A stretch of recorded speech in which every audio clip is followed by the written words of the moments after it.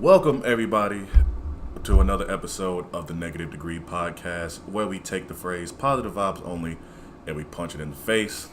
I am your host, DJ Frostbite. Joined with me, what's this? It is my best friend.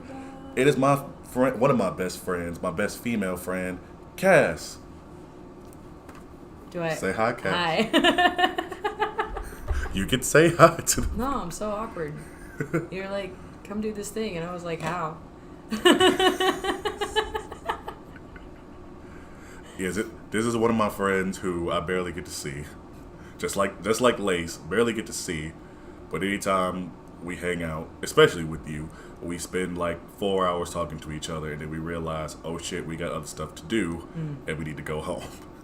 Yeah. This has happened, what, 3 times? There's 4 times? usually a burrito involved. With you, it is. It always something with food with us. I'm always hungry. I haven't eaten today. We can eat after this. Yeah. I don't know. I'm broke till I work tonight, so I Okay. gotta eat at Quincy's. Dude, I'll pay. I don't care. We can go grab food. I'll pay. Okay. I get paid later today anyway. That's fine. I Oh. had to wait. So last weekend I didn't have any shows, and I didn't know I didn't have any shows, and that's the reason why you only see me and Lace so often is because we have the same lifestyle. Yeah. So. Well, him is he works or he's with Monty.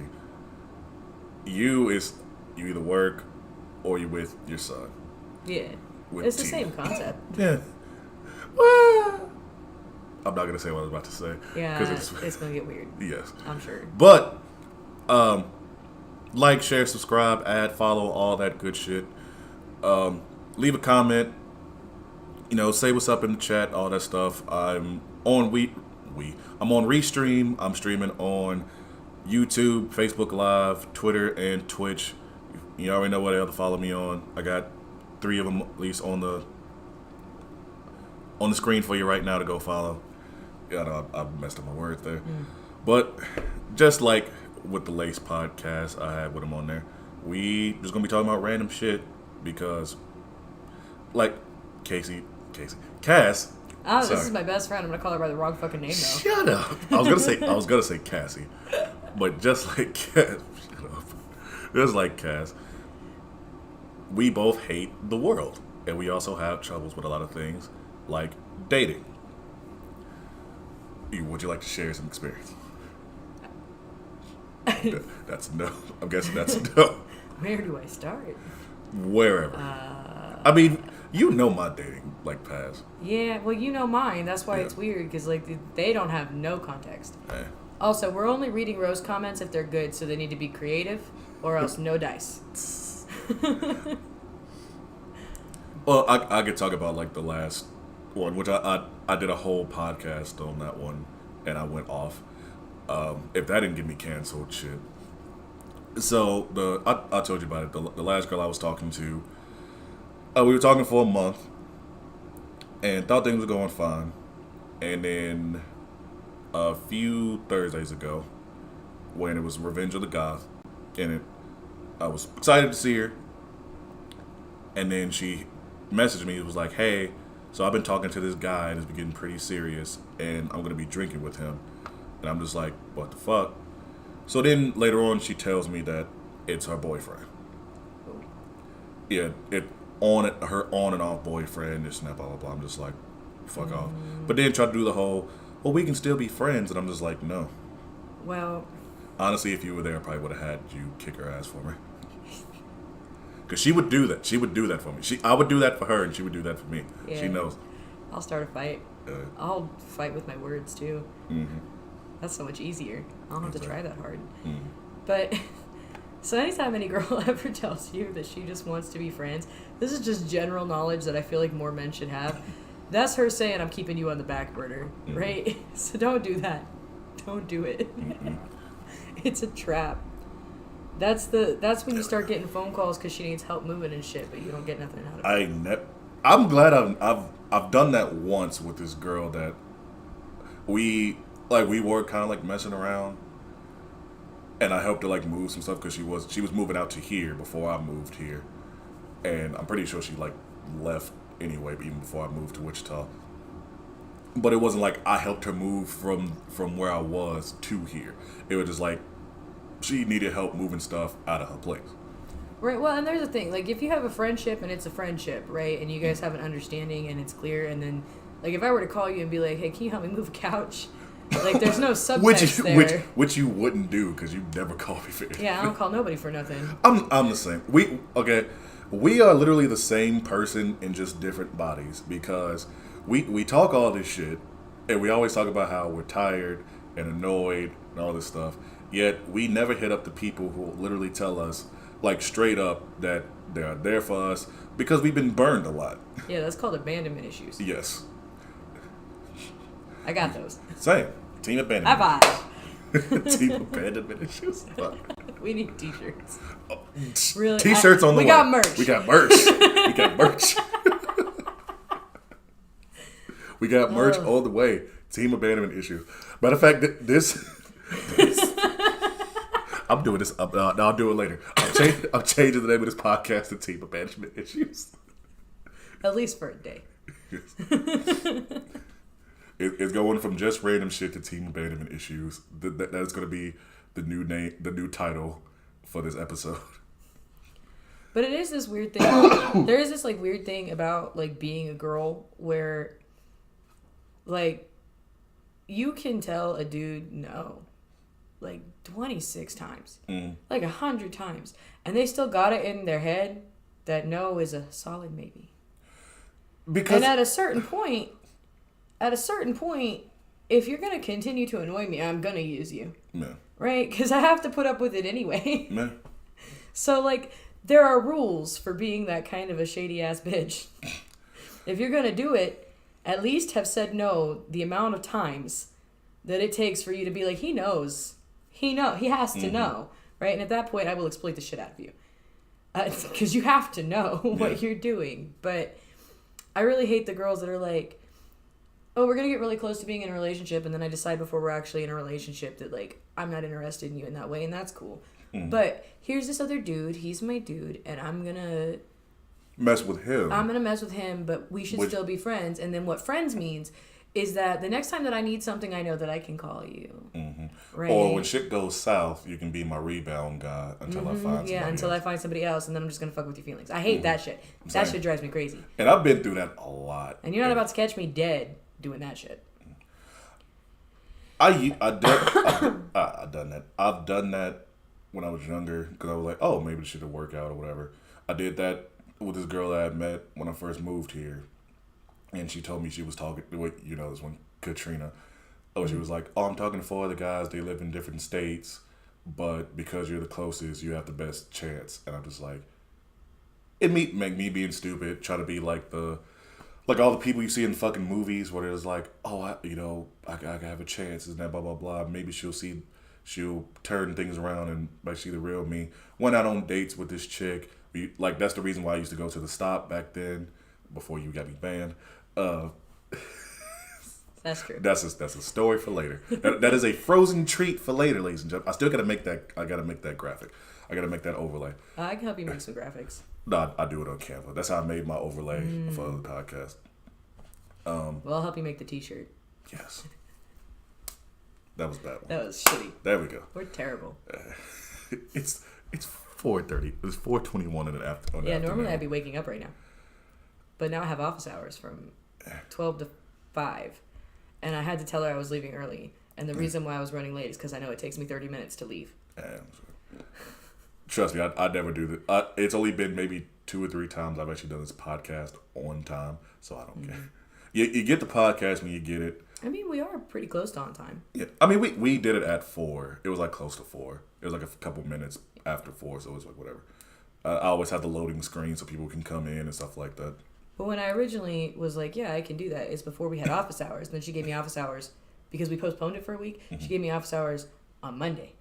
And then I forgot that I had to be here at 4. So I was like, listen, I gotta go. So now I have to go back over there after this. But luckily, because I'm working at Quincy's, she now lives, because the office is where she lives. So she now lives right across the street from Quincy's. So I have to be there anyway. So it's not like I'm wasting gas to do that. But I just had to shove all this stuff together because I didn't know I was working at Quincy's tonight either.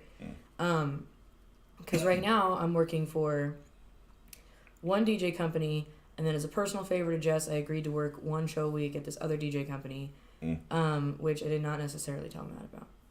Oh, trust me, I've done that shit too. But I'm not like working for their company. I'm just doing this one show, which is right by where Jess is. Yeah, I was working for two rival companies without either of them knowing. Yeah. And I didn't realize. I didn't realize they were rival companies until I talked to the one guy. I know I put that information out on the internet, so we'll see what happens. And then I work for Jess for the property management company during the day. And then I also am trying to get it together so that I can do art classes, like, at some point during the weekend for the summer for teenagers. Because I have a lot of friends who want me to teach their kids how to draw anime. Yeah. And I'm like, well, I can capitalize on that for $10 a person. Yeah, make it 15. Well, you know. So... if enough kids are interested, then that's like $100 a week, and all I had to do was show up and be like, "This is how we do this. This is how we make eyebrows." Yeah, this is why they look the way they do. Don't draw a straight line, and also make the front fatter. That's what she said. This is the tangents that we go on. Yeah. All the time. So this is gonna be a fun episode. We're gonna try to make this not fucking 4-hour conversations like we usually do. Yeah, but we're not promising that it will be coherent. I cannot, in good conscience, make that promise. We might cry. We might cry. It's gonna be a lot of laughter. I'm not crying unless you cry. Yeah, you'll be the first one to cry. No, absolutely not. If we make it through all of this without crying, you have to buy a T-shirt. We're making this your problem. $19.99 plus shipping and handling. Team abandonment issues. Team abandonment issues. We know you have them. Hell yeah. I definitely fucking have them. Shit. Honestly, I don't think I've met anybody who doesn't in this generation, this entire generation. They're all fucked up. Well, it's either like... everybody's parents were confused. I'll even say, like, not even parents, just person you were with before. Yeah, and the person that you were with before, their parents were confused. And now here we are. Shit, me, I was raised by a single mom. My dad was sometimes, like, he was there sometimes, but not really, until now. I had a stepdad till 19, which still wanted to kill him. And, yeah, then most of my relationships either got cheated on, or lied to, or broken up with the day of my mom's funeral. Which I've told you about that one. You be picking some real winners. Dude, I got real questions. I was with this girl from like my sophomore year of high school to like when I graduated and stuff. And she was saying how she was going to be moving back because she was black and Japanese from Japan. But she lived in Ohio. This is someone I met online. Checks out. Yes.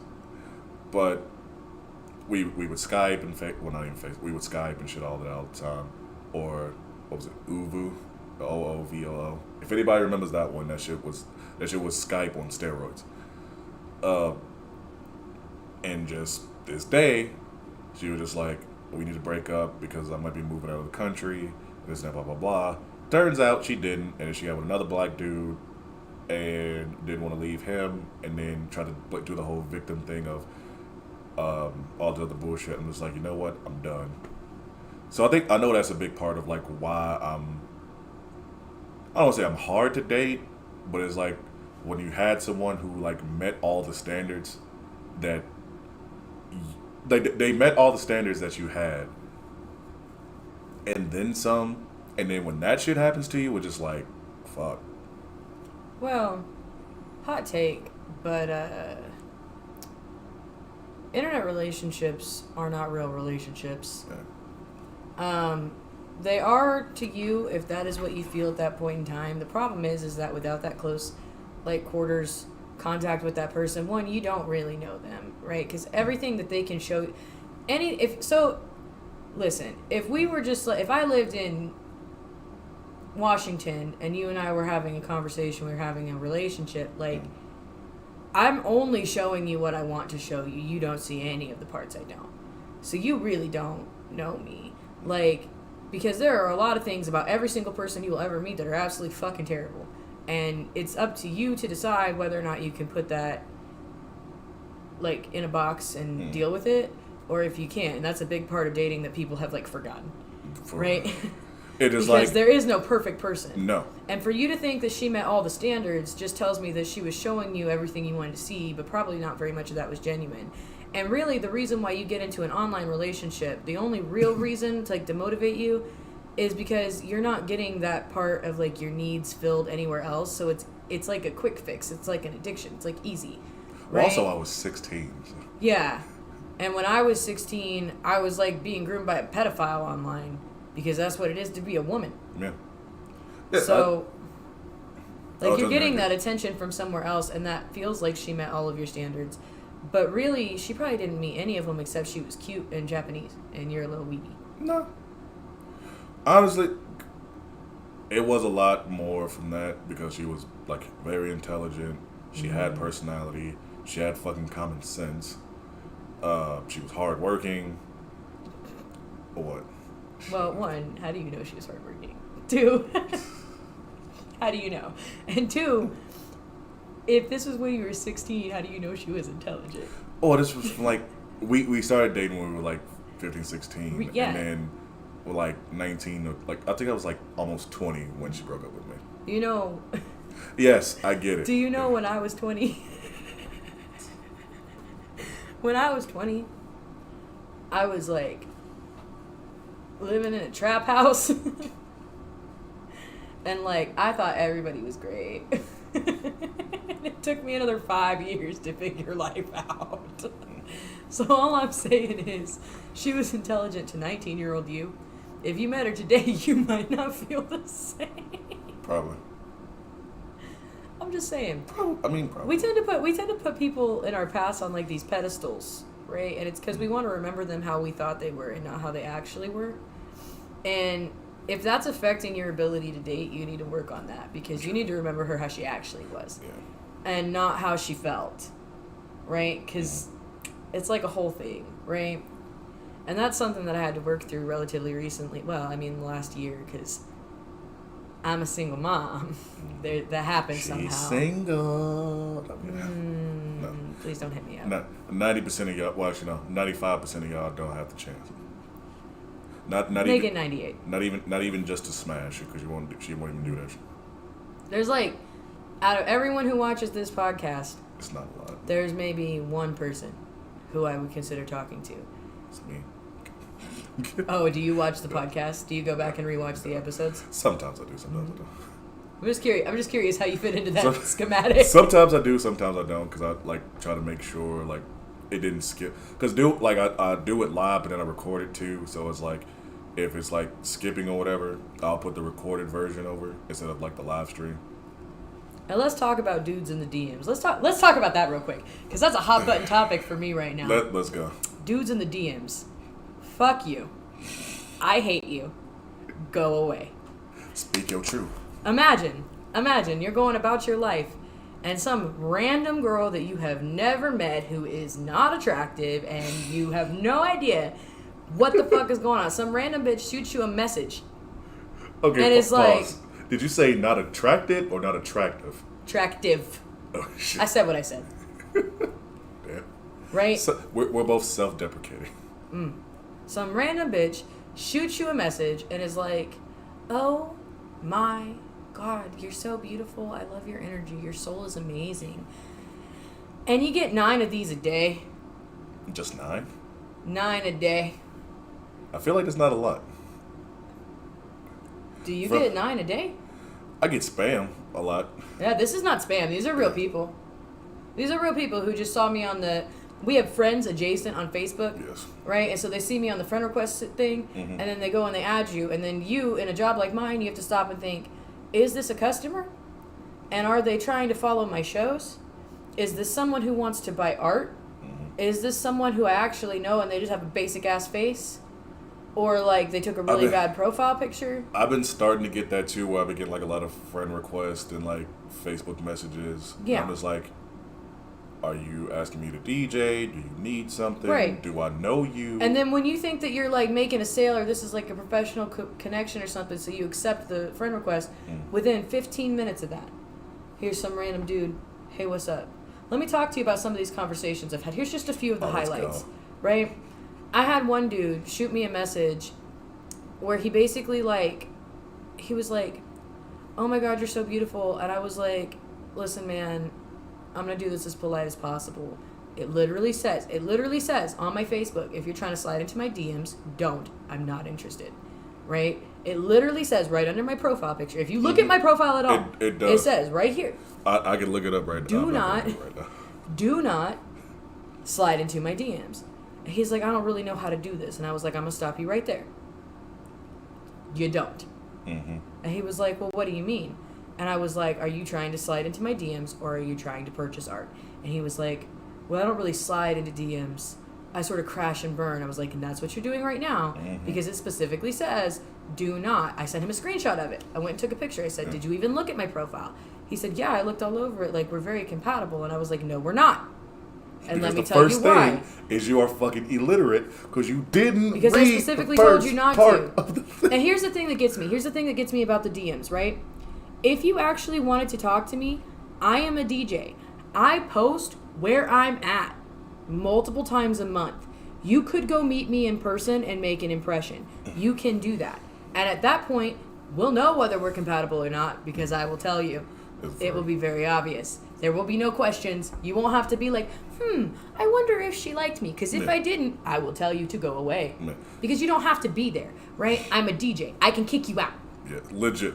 Like, I can tell you to leave. I can ask you to leave. I can make sure that you don't get in on the rotation. I can tell the bartenders that you're making me uncomfortable. Like, I can kick you out at any given point in time. And that's without you harassing me. She can physically pick you up and, like, Uncle Phil throw your ass out. I can, and I've done it.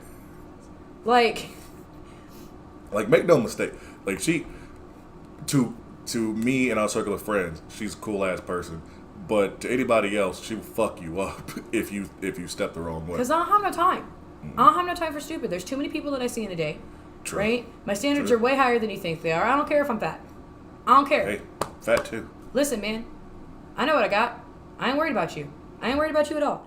So. Plus, also at the same time, it's like you're not trying to get with somebody or you got work to do, you got a kid to take care of, you got money to make. And 9 out of 10 times, if you're trying to slide into my DMs, you're boring. For real. You're really boring. I hate to be the one to tell you this. I'm sorry that you have to, that this is how you're finding out. But 9 out of 10 times, you're really boring. If I can't have a conversation with you for more than 45 minutes that doesn't revert to us talking about the fucking weather, you're boring. Right? And also, I'm saying this to myself too, because I've stopped doing the hey, what's up, or the hey thing, and like trying to like actually put a sentence to start a conversation or be like, something like that. Guys, stop doing the hey, or the hey, what's up, or hey, how you doing. Like, start with an actual conversation. Be like, oh, I noticed this. Like, be like, hey, I noticed this on your profile, or it's like, so like, or how many, like, not even, or how many tattoos, or something to like start an actual conversation. I'm gonna put you on pause right there. Yeah. This is how you slide into a DM. This is the only acceptable way, right? Do not ask a woman anything about her body. Don't fucking do it. No one wants to tell you how big their titties are. Nobody wants to tell you that. Nobody cares if you're curious, questions. Right? Ask appropriate nobody things. Nobody wants you to slide into your DMs and be like, how many tattoos you got? You got any in a secret spot? Don't ask. Oh my God, fuck off. Nobody likes you. Go away. At which point, I'm going to hit you with 10 roasts and the it's a no from me dog gif. Period. Nobody wants you to slide in and ask meaningless questions like, what kind of music do you listen? I had one that, we're coming back to that. Oh, I gotta finish it. Let me finish this thought. Anyway, so this dude then tells me, like, over the course of him being like, well, I'm trying to slide into your DMs, even though it said that my posts that I was making on Facebook confused him. Because he had assumed somehow in his brain that everything I was posting was for some reason about this person I don't know. Right? So out of the 500 friends that I have on Facebook, you thought that that I just added, all of these posts that are clearly directed at somebody were directed at you. No, they're directed at one particular person who I have interest in at this point in time. And do you know why I have interest in them? Because they met me in person. I know them as a person. Right? So... Also, you've known them since like high school. We're not talking about that on the internet. I refuse. I'm not trying to have that information out. mean, it's a bit out. It's not. It's not. It's a secret. Uh-huh. It's a secret. Uh-huh. It's a secret. It's a secret. It's a secret. Anyway. But they're directed at one particular person, maybe two, depending on who I'm talking to. But anyone that I'm talking to in person. I'm not talking to them over the internet. If you want to get to know a girl, if you add a girl on Facebook and you want to get to know her, first of all, be prepared for her to say no. Because she does not necessarily want to talk to you, and that's okay. That's your problem, not hers. Which, as a guy, like as an average guy, get that a lot anyway. So just be like, okay, cool, whatever. Yeah, just get accustomed to rejection because not everybody in the world is going to like you. But this dude starts telling me that, like, he thinks that every post that I've made is about him and that they're very confusing because some of them seem to be, like, really interested and some of them really don't. At which point I'm like, okay, first of all, I'm confused as to why you would think any of this was about you because I don't fucking know you. Second of all, 50% of the things that I post are not for me. They're things that I think that my friends and followers who follow me through my job would like to see, need to see, right? Because I have a demographic in my career. I have a demographic of, like, down on their luck women or, like, slighted women or women scorned. That's the word I'm looking for. Women scorned. Yeah, of women scorned, right? And so it's a very, like, girl power type of situation. I am not the man's man DJ. I'm not the DJ that you send to a sports bar. I'm the DJ that you send to the bar where a bunch of drunk girls go. I go to bachelorette parties and I go to, like, divorce parties. Those are my favorite. Can't wait to do that shit. You know, weddings, things like that. Like, but it's always where there's, like, a large populace of drunk women, right? And it's because I'm a female. Right, but those women are all mad at their boyfriends because their boyfriends aren't paying attention to them. They're paying attention to whatever's on the fucking screen. Yeah. Right? That's a different type of mad. That's mad, but we're still going to go home together tonight. Right? Sometimes. So... I might have to scoop them up real quick. No, okay. Yeah, so... Anyway, so a lot of the people that are following me on Facebook are, like, these women who are like, wow, that girl gets it. And it's because I am also a scorned woman. Right? I understand what that feels like, and I understand what that situation is, and I understand that not everyone can experience that, and that not everyone should, right? But that is my point of view, and that is the demographic that I'm tailoring to, and therefore I'm posting these things that they might want to see or hear, because that keeps them engaged with my page. So some of it is genuine that I feel about one person. Some of it is that I know my followers feel, and you would know that. If you knew me, you would know that. No one who has met me in person gets on my Facebook and is like, I'm so confused. Right? I read it, I like it, and then I'll hit you up about it or something like that. Right? But it just is what it is. And so he's harassing me, right? And he's like blowing up my shit and giving me a guilt trip, trying to manipulate me into feeling bad for him, and I'm the wrong one. And don't fucking do that shit. Like, guys, what the fuck are we doing? If you trying to get some pussy, why are you trying to neg a chick or bring it down? I'm like, all it's gonna do is get your ass knocked the fuck out, and then she's gonna get with somebody else. And then I'll send you the video. Yes. Good luck. And I won't be in it. You'll just see my face. And I get it, because I am a nice guy. A lot of us, we do get, hurt and shit like that. But don't be trying to do the whole, like, oh, you're pretty, but you would look better if you this and that, blah, blah, blah. Trying to neg a chick to try to get in her pants and stuff. Fuck that. That is dumb shit. Like, and I've said this, and I know it fucking hurts, but, like, if a girl don't fucking like you, just go away. Just walk away. I always try to make a girl laugh. Try to have a conversation. If I feel like you don't want to talk, I'll get the fuck out. I'll be like, all right, cool, see ya. And I'll go talk to, like, I'll go somewhere else. I'll go have fun and do whatever while they over there standing in the fucking corner with a drink, just thinking she the best shit on earth when she not. It's perspective on things. Like, and I said this on my last one about dating. I was like, they talk about the whole, it's plenty of fish in the sea. It's not, but you might get a fucking bite from someone who actually, like, will actually fit what you're looking for. If it's personality you're looking for, you might find that person. If it's just somebody you just want to fuck on a casual basis, and then that's it, it's probably going to find that person.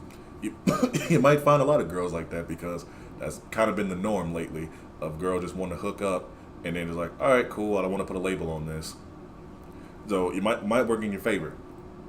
But as a guy, and for all these guys listening, all the single guys, whatever, who get stuck in the situation, stop doing the stupid, overly macho, misogynistic bullshit. Just come up straightforward. Be like, look, I came over here because I thought you looked good. You're someone that I'm not trying to. If it's somebody you're trying to smash, just tell me, look, I don't know if you're talking to somebody or if you're interested. I want to smash. If it's somebody that you like genuinely want to get to know, tell them that shit. And they say no, or they say they got a man, or they ain't looking for nothing. Be like, cool, have a good night, walk away. All you gotta do. I've done this shit. I don't know if you've seen me do it firsthand, but I've done this before, and people have seen me do this firsthand, because I have no shame. I have no problem going up to anybody, ugly, cute, whatever, and be... Yeah, okay. advertise that. Classy. Standards. Yeah, I mean, I talk to you. Oh, no, I'm kidding. That's fair. I'm sorry. I love this girl. We have a pact where if we're 30, we're gonna marry each other. I don't know. We don't have it in writing. But We don't have it in writing.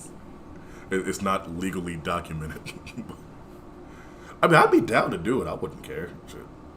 Just tax evasion. Hell yeah, let's do it. Fucking tax evasion. Tax evasion. We're here planning to commit felonies. Now it's on record. So It's not committing a felony. We would like I'd marry you. I'd be like, hey, do you want to do this thing? Be like, yeah, sure, why not? I'd make sure T's taken care of and stuff. just throw a rager for a party. Yeah. Go down to City Hall, get the paperwork done, and then go throw a fucking huge rager. We won't get drunk. We sidetracked real far. Hey. Anyway, the point is that this dude, Yeah. he had 4 different profiles because he had 4 different personalities. So I blocked him on one. And I told him, listen, you're annoying the shit out of me. I don't want to talk to you. I didn't want to talk to you. I never wanted to talk to you. You assumed I wanted to talk to you, and that was a fucking bold assumption, considering that it specifically says that I do not want to talk to you. He gives me this sympathy bullshit. He gives me this guilt trip, and I'm like, listen, I know that you really think that you're appealing to my sensibilities as a compassionate woman right now, but in reality, you're just annoying the shit out of me because I really could give a fuck less. So you're wasting my time. You're wasting my time, and I value that. That's a commodity that I don't just give out. So I'm blocking you.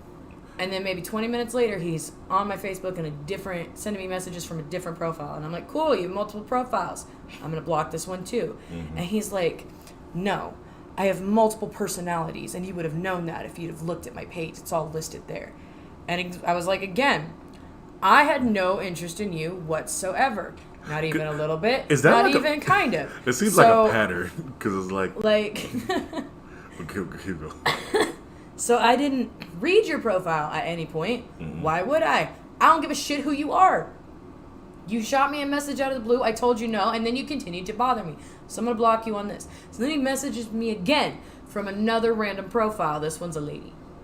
It's a lady. This one's a lady. It's a lady. And I'm like, okay, whatever. So he's like, well, I just want you to know that you're being very hypocritical and you need to block me on this profile too. And I was like, okay. What the fuck? And I'm stupid, so I was like, I don't understand what part You of this is had hypocritical. you had the hindsight to be like, okay, well, I'm mad at you about this, but yes, block me on this one too because it's still me. Like you had the hindsight. Like get. So anyway, after having a conversation about how it's not hypocritical for me to post whatever the fuck I want on my own page that was not directed at you in any way, shape, or form. It is not hypocritical for me to speak because so what it was is that I posted one thing that was like, hey, shoot your shot, right? And I was thinking like, shoot your shot for that career, right? I wasn't thinking like, shoot your shot at me, you dumb bitch. You gotta be you gotta be clear and concise to motherfuckers now. And I just don't got that kind of time. And he was like, well, you said to shoot my shot and be brave. And I was like, yeah, if you're trying to get a promotion, my guy. Not when it comes to random women on the internet where it literally says, don't fucking message me. It's like, that's the confusion because you put shoot your shot, which it's a lot of girls who put that on there be trying to look for dick. So you gotta be like, you gotta make sure you add that extra context in there. And of course, I'm always posting everything stone. Mm. Like, there's some more context for you, my guy. I was probably fucked up. So, but fucking, anyway, so he blows my shit up for like ever. And immediately upon me getting done talking to this dude, another dude shoots me a message, and I'm like, can I help you? Because he went to the same high school as me. So I'm like, do I know you? Do you need something? Is this like because it's my 10-year coming up. Is this like a high school reunion thing? Same. Like, what's going on, right? Because I'm fucking old now. Are you going to your 10? I don't know. I'm not going to mine. If I go to mine, it'll be with Susie, and we're going to get day drunk and bully all the bullies. I mean, you can take me with you. I don't know, fam. I don't even know if I'm going. It's on like a Tuesday. I know and it's at a bar. I know. It's at Rain. Really? I've never even been there. It's cool. It's a gay bar. It's actually pretty nice. Well, that checks out because most people planning it are gay. That tracks. But no, I know I'm not going to mine because, one, it's all the way back in Chicago. Two, I hated my high school that I went to because I was only there for 2 years because I went there for my junior and senior year. My freshman and sophomore year, I went to my ghetto school that was in my old neighborhood. Three, all the people that I went to high school with, aside from my bros, I could give a fuck about seeing. So, yeah, if anybody, or I know nobody from my high school is watching this shit because it's not on my old page, it's on my new one. So, yeah, fuck all y'all. Like, I can't wait to see the one guy. The one guy that followed you.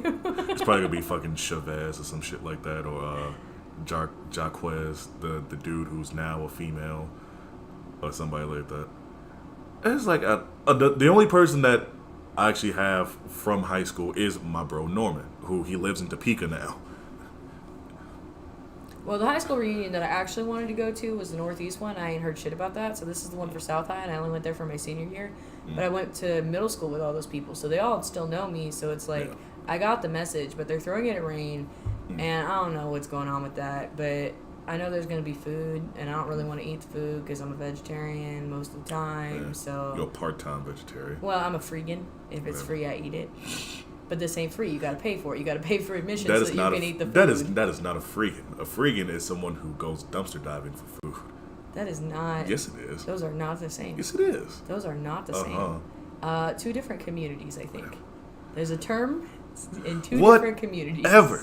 Don't care. That's why she was down to go eat earlier, because I'm like, I'll pay. Yeah. Which I don't have to pay for it. She's the only girl I pay for, and I know I'm not getting anything out of it afterwards. It's a vibe. I said the same thing for your birthday. Yeah. It wasn't last year. It was Well, this year I worked my birthday and it was at the Stop. It was the year before you got me banned. And you want to do that fucking G-Eazy. You want to do Him and I. And you didn't know the fucking words. Oh, yeah, that checks out. I learned the lyrics to this shit for months. 4 months. I thought I knew them. See, this is what she does. This is the shit she does. She was hounding me to want to do this song for months. And I was like, all right, like, I don't know the song. I don't listen to a lot of G-Eazy stuff. I still don't till this day. I was like, you know what? For your birthday, because she told me ahead of time, she's like, I want to do this song for my birthday. I was like, all right. I'm always drunk on my birthday. And I learned this. You weren't that fucked up on your birthday. Oh, I have been fucked up on my birthday every year since I turned 21. But I was like, all right, I'm going to do this because you're a special person in my life. I can say that wholeheartedly. You're a special person in my life who I am not intentionally trying to have sex with. Okay. Gang. And being honest. I said that on your birthday. I was like, you're the only girl I would do this for, and I'm not looking for anything in return. And everybody was like, ooh. But learn this stupid ass song. It's not that bad. It's a bad song. It's not a bad He's song. not that good of a rapper. He's not that good of a rapper. I'm in it for the Halsey. She's not that good either, but she's good enough. I like the sound. Just like fucking Me, Myself, and I. He sucks on that shit. See, and I know too. that whole one, and I think maybe that was the problem, is that I thought I knew all the words, because I listened to that one, and Him and I, and then the other one that I know by him is the No I Mean Limit. It.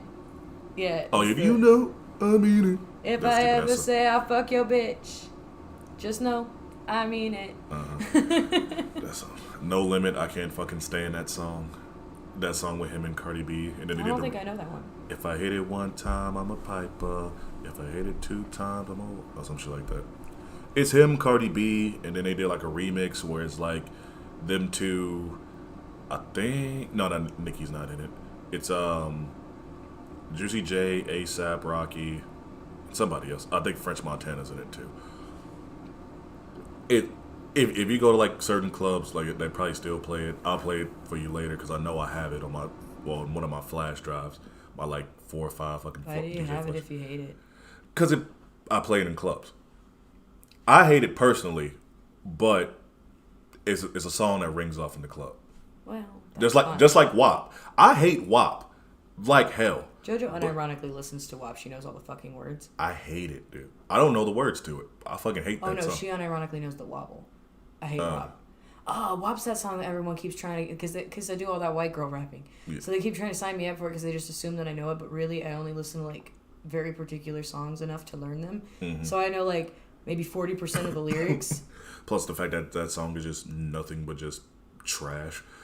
But, yeah, it's songs that you... Like, a lot of DJs do this. It's like, it's songs that you hate. But when you in public and you gotta, like, be around a bunch of people... That's a song that they want to hear. So it's like you got to play the club shit. I don't say you have to, but it's better in your favor to do it because like listening to it personally, I hate it.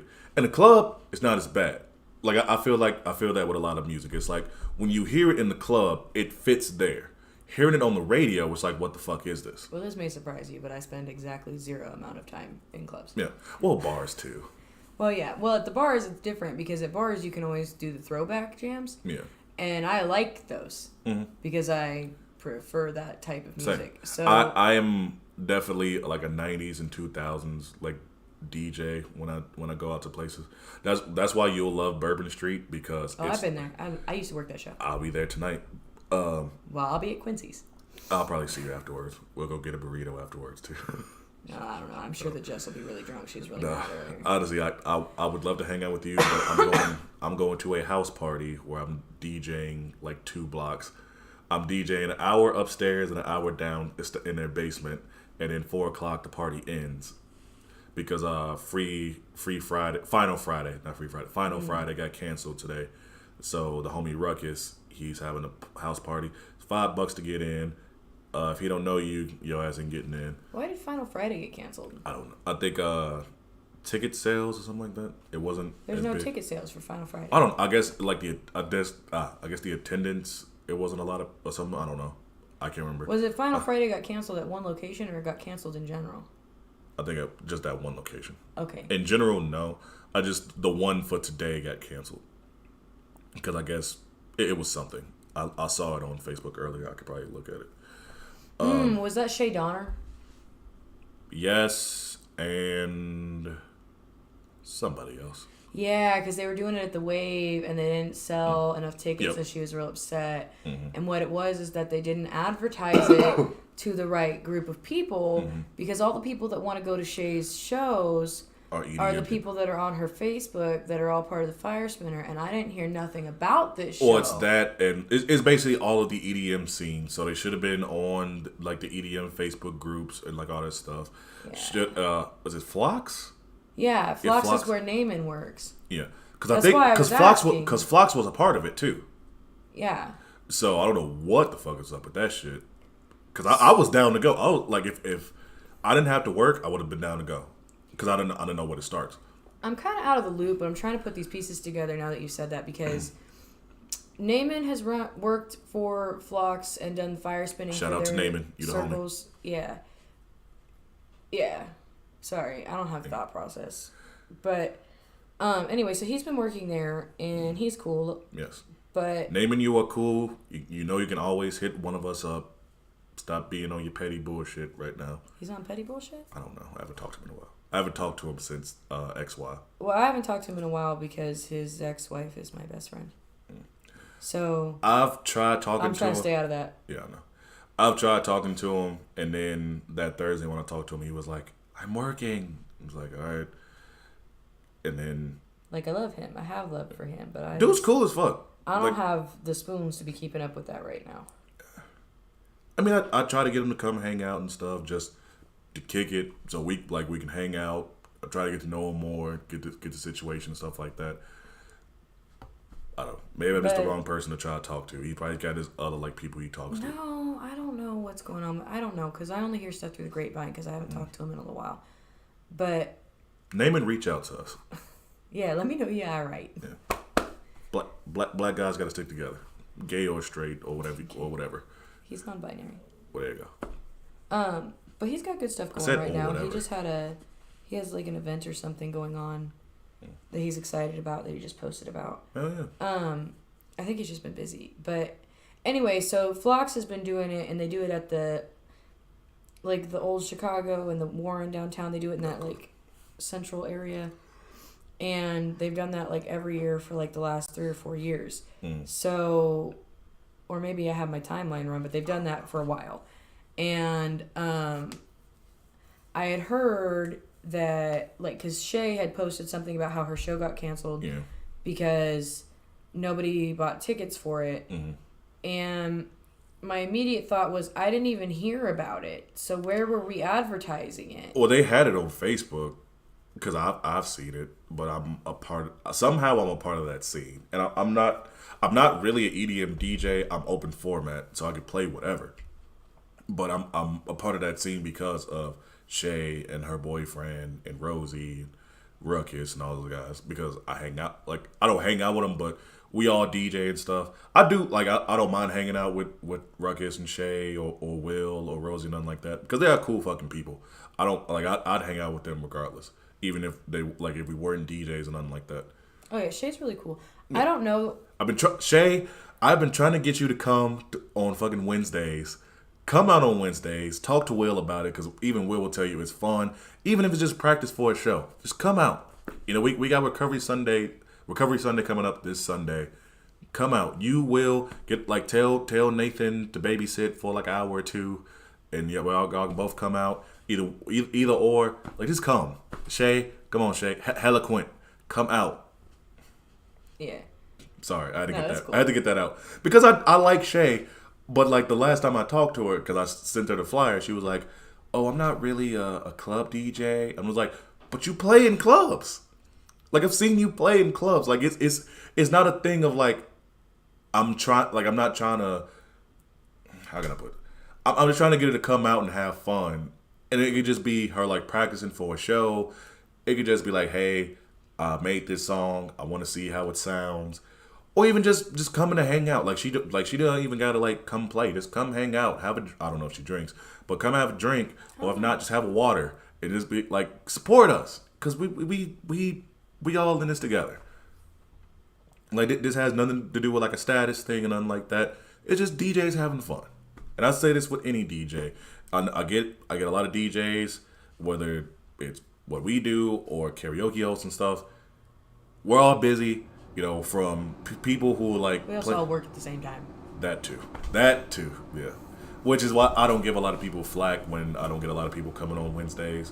Because I know for DJs, that's most people's like days off, or they're working that night, or shit like that. I don't get flack to you because you work like almost every fucking day, and also you have a child. And with DJs too, I know a lot of my DJ friends have kids or whatever, or they just got lives outside of this stuff. Me, my life is this. The podcast too, but my life is DJing, doing weddings, doing this podcast, hosting stuff. Shit, the fact that I get to even get to sleep sometimes is just like... Yeah. It's that lifestyle. It's that lifestyle. Like, I couldn't imagine right now having a kid with all this nonsense going on. Like, especially like me next week going on tour, and then like trying to have a kid. Like, that shit wouldn't work. Well, it's not easy. No. But the one benefit of having a baby daddy is that I can plan those things when he has the kid. Yeah. See, that's my thing is when I do have a kid, like if I have a kid or if I get with a girl who has a kid or whatever like that, I want it to be like, hey, I am in this 100%, but I want to let you know if I got something going on, I will let you know like ahead of time. If I fuck up and I let you know like if it's like a week or something like that and I fuck up, I'm sorry and I will make it up to you. But I will usually most of the time make sure it's like at least about a month or something like that ahead of time so that we all know. Because I always want to be like child, girlfriend, wife, whatever is always first, or like at least 1A, 1B. Because I can't say always first because you got to make money. Like you got to make money to provide for the family. So it's like it's not like I'm not trying to abandon y'all and just think I'm out here partying and shit. You've seen me firsthand, like DJing, and I go home or I go get something to eat.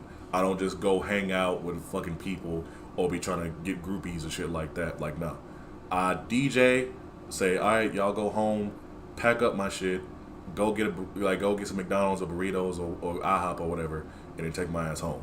I'm not out here fucking like this is the only day, and I'm still working, but I'm going to like a house party, but I'm DJing it. I'm actually getting paid to do it. It's not gonna be much, and I don't expect it to be a lot because it's gonna be like 10 other DJs there. He offered it to me. I said yeah because I like the guy. He's cool as fuck. If it was somebody that I thought was a judgmental asshole DJ, they'd be like, hell no, I don't like. I'm good. You know, I got something going on. But the fact that I'm already DJing at a bar, I'm not calling it a club, because Bourbon Street is basically a bar with a dance floor. Yeah, it's a bar with a dance floor, but it's a cool place. And they say it gets colder. You bundled up now. Wait till you get older. Yeah, but yeah, Bourbon Street is a cool place. Some of the people that go there aren't other people cool there. The people just want to listen to music. They don't really care about transitions and mixing and shit like that. It's like, dude, we just want to hear fucking Snoop Dogg and some shit like that, and just let it play at least like 2/3 of the way through, and we're fine. As long as you ain't playing nothing fucking crazy or like a lot of EDM techno stuff, they're fine. Which I know that's the one place I can't do. I'll do like remixes, like techno remixes of stuff where people kind of get into it, but just like stuff like that, like no, like they'll look at me and be like, "What the fuck are you doing?" Yeah, Bourbon Street is like one notch away from a redneck bar. At least it was when I worked there like 4 or 5 years ago, though. To me, Bourbon Street now is, I want to say it's kind of a better version of Snoop's. Snoop's. We got a long history with Snoop's. Yes. I should do like I haven't gone to Snoop's in a while since Madison quit, but I think Gage doesn't work out there anymore either. So, I do love Snoop's, but all the reasons why I love Snoop's have to do with my brother's football team. And like people that I knew before you were old enough to get in? No, it's people that I knew because my brother's 16, so Maria, one of the bartenders, or at least last I knew she was a bartender there, is one of the parents of one of the boys that is on my brother's football team. And some of the girls up there also know my brother. And then I also bartended there for a while, right before Sandra bought the bar. And I love Sandra and Kazi, but I don't have like an attachment to anyone up there. Yeah. Like they're all cool and I love them in their own way, but they're not people that I go out of my way to see. Oh yeah. And so Snoops and I have a weird relationship because it's like I'll go if somebody wants me to go, but I don't just like show up. I mean that's like it's like me with Walt's East over here. It's like I fucking hate that place, but the only reason I'll go is because like if Lace is there or Ryan is there or you're there. Other than that, fuck that place. Whichever time there's a goth night, I'm there. At Walt's? Uh-huh. They have a goth night? Every time there's a goth night, I'm there. Because when they have the goth night at the other club, Lace works it, so I have to cover it. So I can't go to goth night. XY, yeah. At XY. Yeah. I mean, they could probably find somebody else to do it. It's always you? Why? When it comes to Lace's shows, they really only like it if I or Ryan cover it as much as they can. Because Lace tends to have high volume shows, which if you're not good at running high volume shows, you're not going to do well. Also, anytime that you cover for Lace, they are looking for weakness. Because all the customers are, So you get a couple of different kinds of customers at Lace's show. There's the ones who think that they're in real tight with Lace, and so they deserve special treatment. But in reality, if you know Lace, you know that ain't nobody real tight in with Lace unless you're related to him or you have like 8 years of history. Also, if you can be real in tight with Lace all you want, but that don't mean you're in tight with me. Exactly. Right? That's different. My friends don't expect to go to Lace's show and get special treatment at Lace's show. They have their own relationship I don't with Lace. expect getting special treatment. Like, me, you, and Lace, like, I don't say I'm connected with you and Lace because we have history and friendship. It might not be as deep as I think it is to you think it is, whatever, but we have a connection. I'm just saying. What a weird way to frame that. Are you feeling insecure right now? Devontae, we're friends. I know we're friends. It's okay. But I will give you that reassurance. Yes, I know we're friends. Okay. I'm just saying.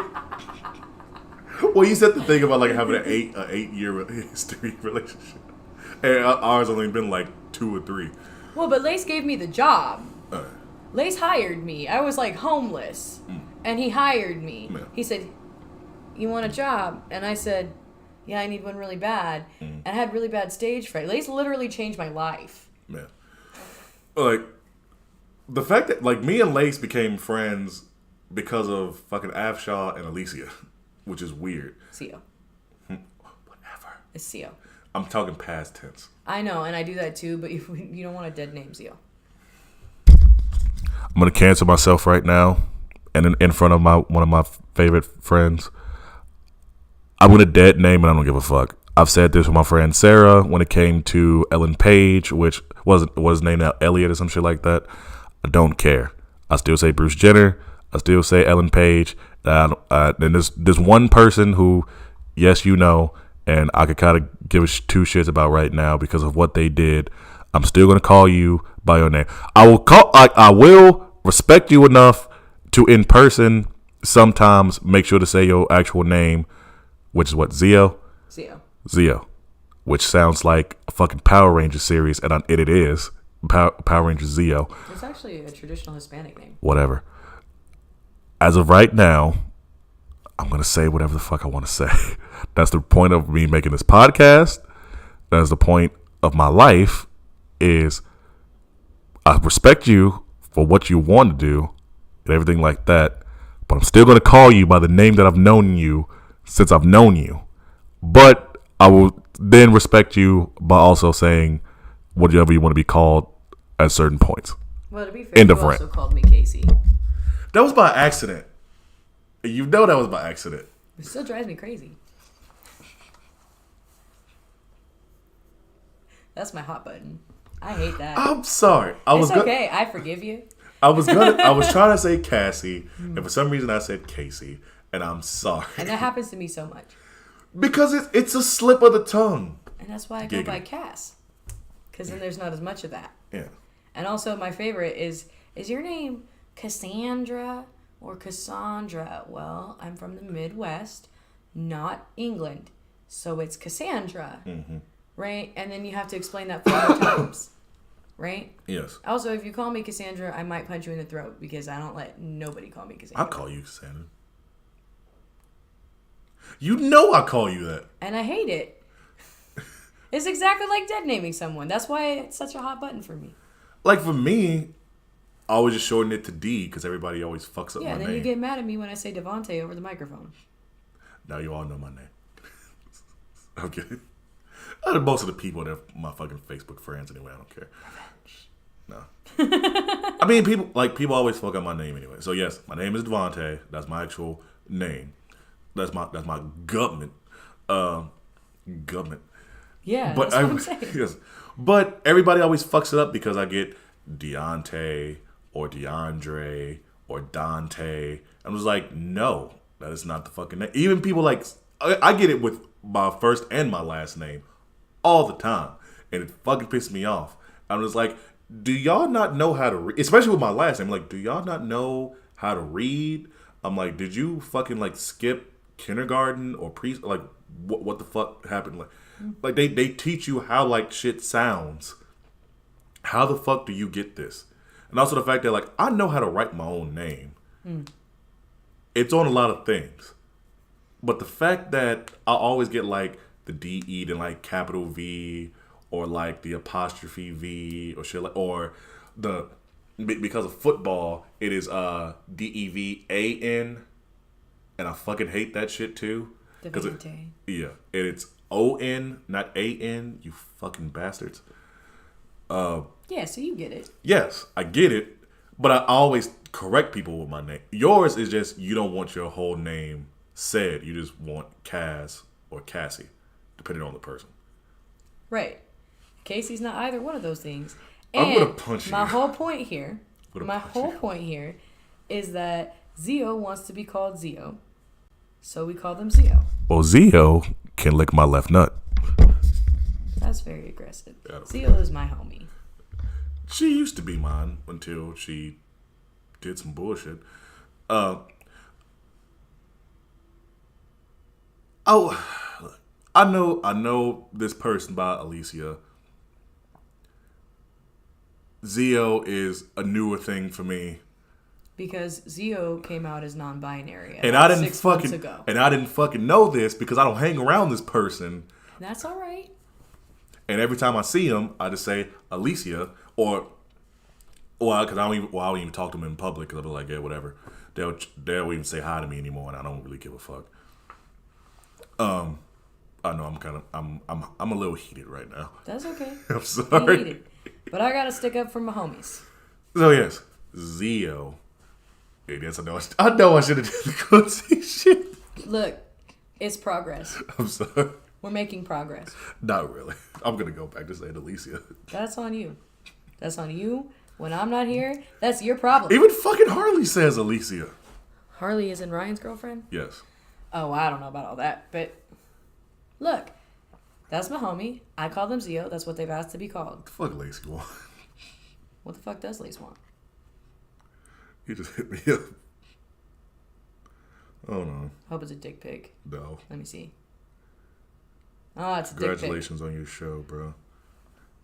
Should I call him right now? I don't know. Put him on speaker. I'm calling. Yeah, we better get a live call from Lace. Good. Good.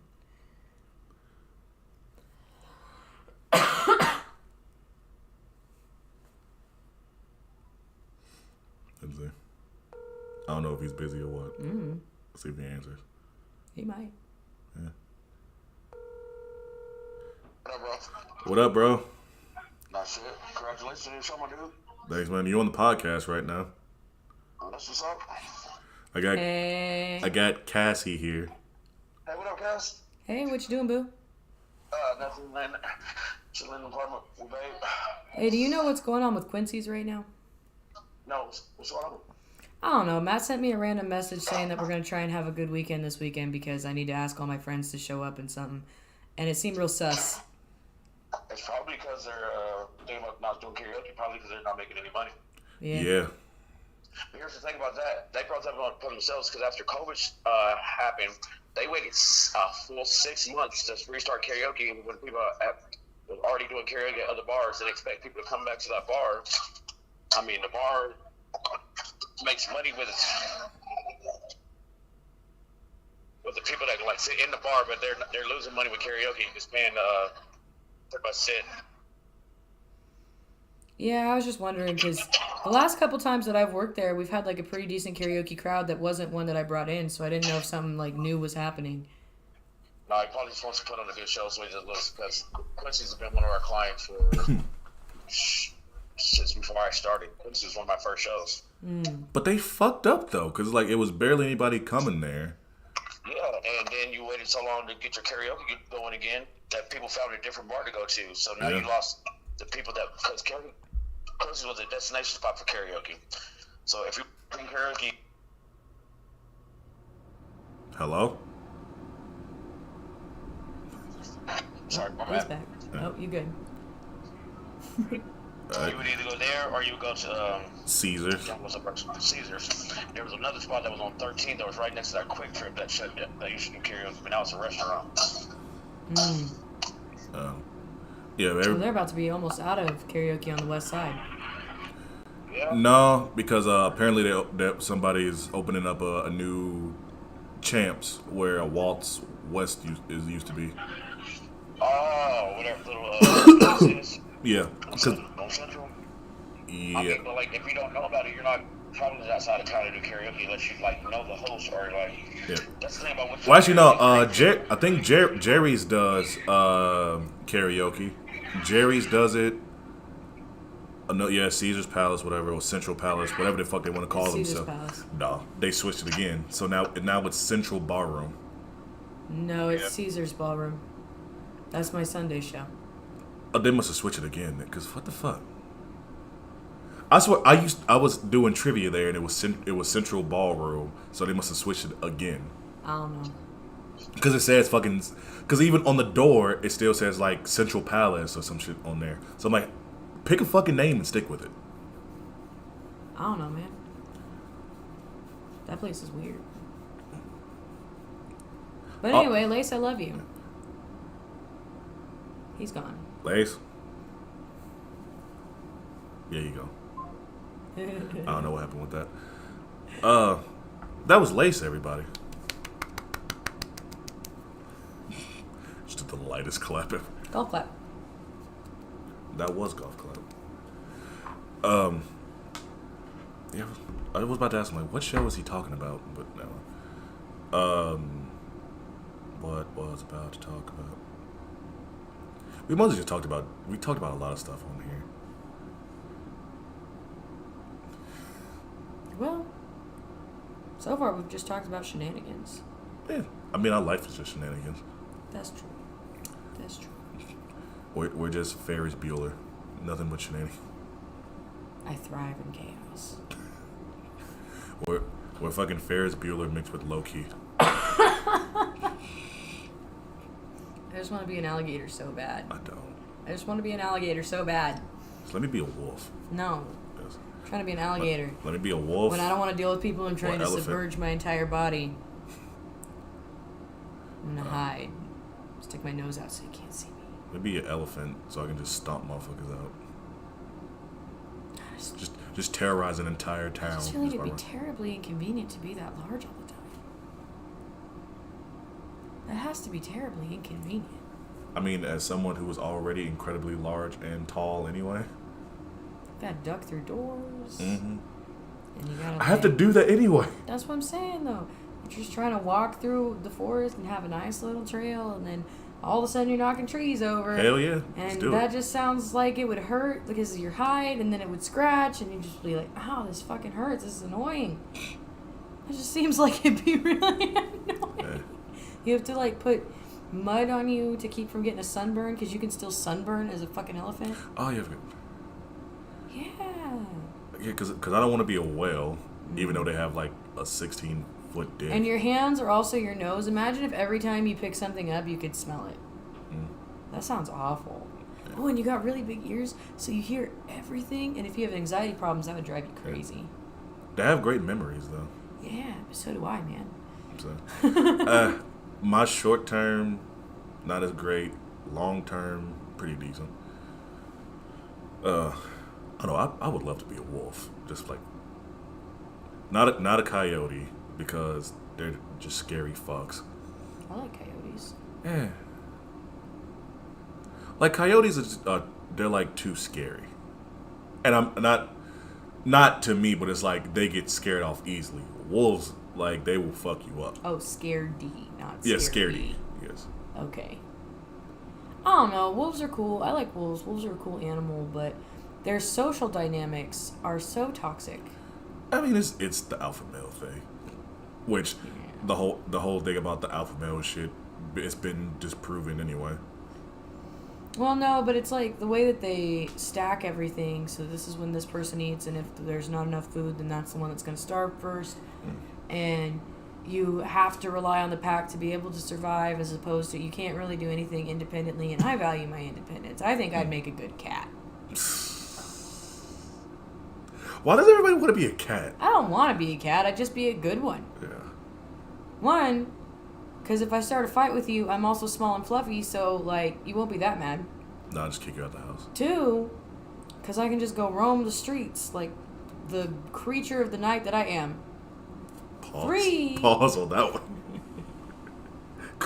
Creature of the night. Creature of the night. Uh-huh. Mm-hmm. Yeah, you ever see me during the day unless somebody called and specifically made plans? Yeah. You just see me out during the day? I don't know. You don't see me out during the day. I am nocturnal by nature. Say, I've been nocturnal since fucking 96. Well, I got you beat by 2 years, bitch. Whatever. Was born 94. Fuck off. I was born in 94. So you don't get me beat by 2 years. Yeah, dude. You don't. I've been nocturnal my whole life. Oh, hold on. This is my grandpa. Hello. Oh, yeah. I've been working. Gotta pause the podcast.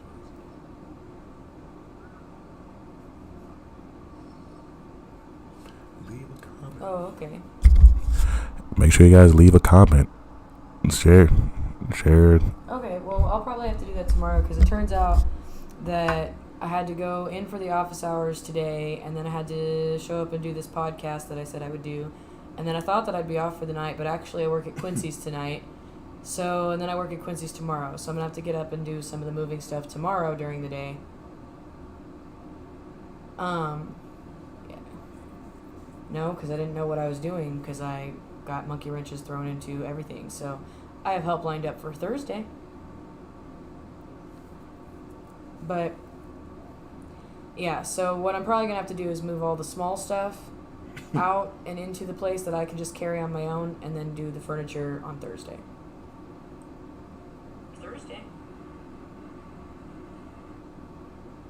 Dude. I hear Nanny talking, but I can't hear anything she's saying. Okay. She's saying. Okay, well, I'll ask around, but like I said, I don't know, because Jess decided I had office hours this week.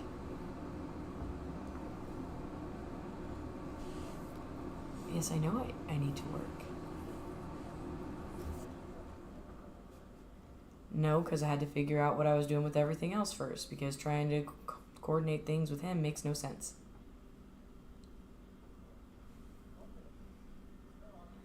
No, you cannot go pick up the bed without me.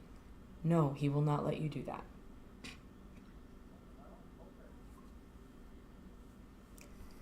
Okay, do whatever you want. I don't care anymore. Do whatever you want.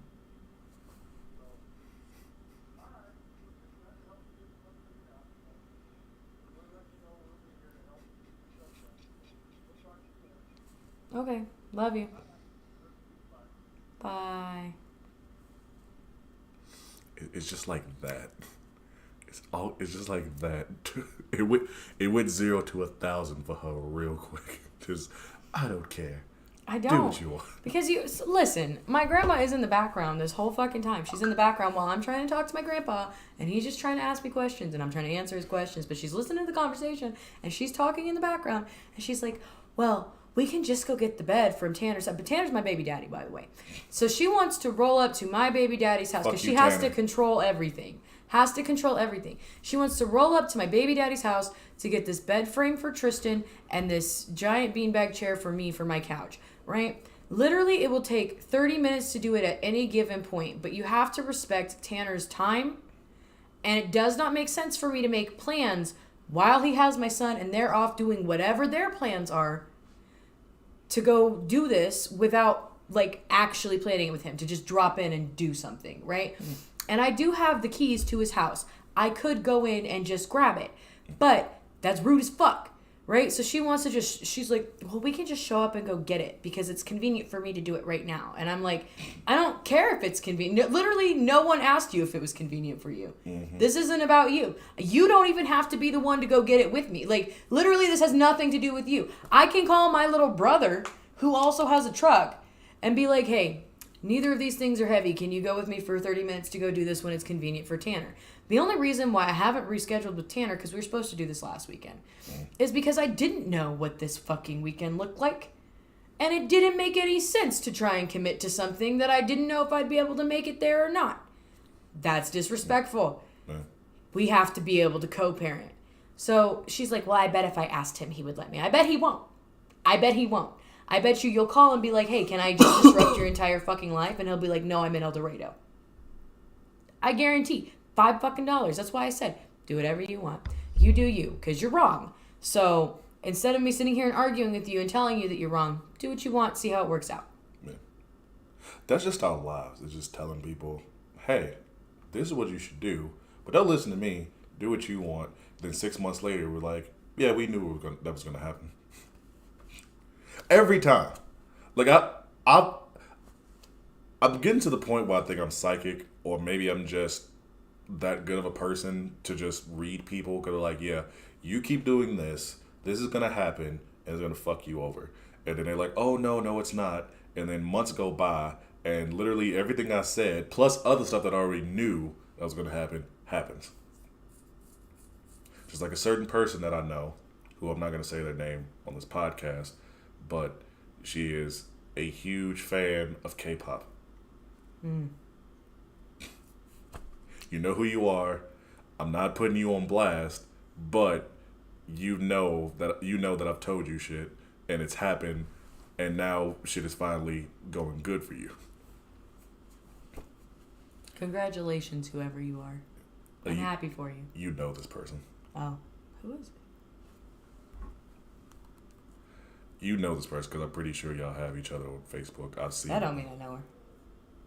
That don't mean shit. I don't know.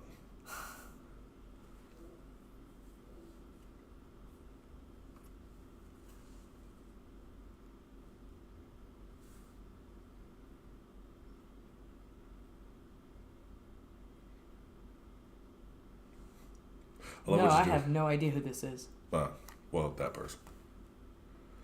I like her hair though. Yeah, because it's green like yours. Yeah. But that is a big thing, and it's not like we're trying to make it seem like what. Okay, I'll say that we are better than the average person. I will say that because we at least have common sense and logic with a lot of things. We don't want our time wasted, and we don't want to put effort into somebody that's not worth the effort. Where there are people out here who they want to find the perfect person, but then there's the whole thing of like, oh, what if I'm missing out on something else like this? I'm just like, I don't give a fuck. I've missed out on a lot of things. I don't care. Like, I'm a grown-ass man. Even when I was like 20, 21, 22, and all that shit, I didn't give a fuck about missing out on anything. Because if it's something I didn't want to be at, or somebody I didn't want to be with, I didn't care. Now, teenage years, a little bit different, because some of the girlfriends I've had, and these are girls I actually was with in like real life, not just somebody that I met online, and then we were like fucking Skyping and messaging and shit. Thank you for that very specific differentiation. Whatever. Like, it was certain girls I'm like, this shit ain't gonna last that long, but I'm gonna play out, I'm gonna play it. I was like, I'm gonna play it. I was gonna say I'm gonna play it out. That's what I was trying to say. I'm a player. Fuck it. I wish I was a player. I wouldn't be single right now. But no, I was like, I'm gonna let it play out. Just like if you're a wrestling fan who watches WWE, you're like, you know what, this shit sucks, but I'm gonna let it play out. And I always knew what was gonna happen, and I knew the shit wasn't gonna fucking last. But me just being a fucking idiot teenager, and just like, hey, whatever, fuck it. Now I'm a little bit more like conservative with it, where I'm just like, I just can't fuck with anybody. I don't care if you're hot. Like, you can be a 5-star chick in Kansas, which is like a 4 in California. Okay. I know this sounds fucked up. Okay. It sounds fucked up. I don't care. I'll say this about anybody. But you can be a 5-star chick here. I mean from like a 4 out of 10. That's what I meant by that. No, I picked up on what you were saying, but I just wasn't sure if you knew how that sounded. Yes, I knew how that sounded. Yeah, you could be the baddest chick here, but you was just like the bottom of the barrel in like a fucking different state, shit like that. Because here is not it's not the greatest chicks, I'll say that. There are girls who actually do have personalities and actually do still look great, but it's not a lot of them. Where it's a lot of girls who they look hot, but there is nothing up here. And and I've had this argument with somebody before. I was like, oh, well, I went to college. Cool, you got a degree. That doesn't mean shit. That means you spent fucking $30,000 on something that you're probably not doing right now. Shit, I went to college, tried to go for computers. I'm a DJ right now. Yeah. Yeah, I went to school. I did 2 semesters at 2 different schools. Actually, no, I went to a institute for fucking diesel mechanics. Lasted like 6 months. Did a semester at Fort Hayes and at Garden City Community College. Swapped those because I did GCCC first, then fucking Fort Hayes last. Did a semester each, and I'm a DJ. I'm a podcaster now, I guess, and I host trivia. Nothing. Yeah, nothing to do with the computers aside from just pressing on. And I went for like video game design. I don't make my own video games. I wish I could. It's something I do want to get into. I'm not a computer programmer. Something else I want to get into, but that shit takes time. And right now, I want something that is not as stressful, which DJing does have its stresses here and there, but it's mostly from idiot, drunk people. But at the end of the day, like, I get paid a decent amount. I get to go home and just relax. Music is part of my passion. Just like with you, with the karaoke hosting thing, you obviously have a passion for music because you love to sing. People do suck. I saw that. It wasn't last week. It was the week before, right? With that one chick that used to work for y'all, or she does work for y'all, and she was trying to tell you how to do your job. Oh. Don't say the name. Don't say the name. Actually, say the name, because I don't remember her name. Kylie?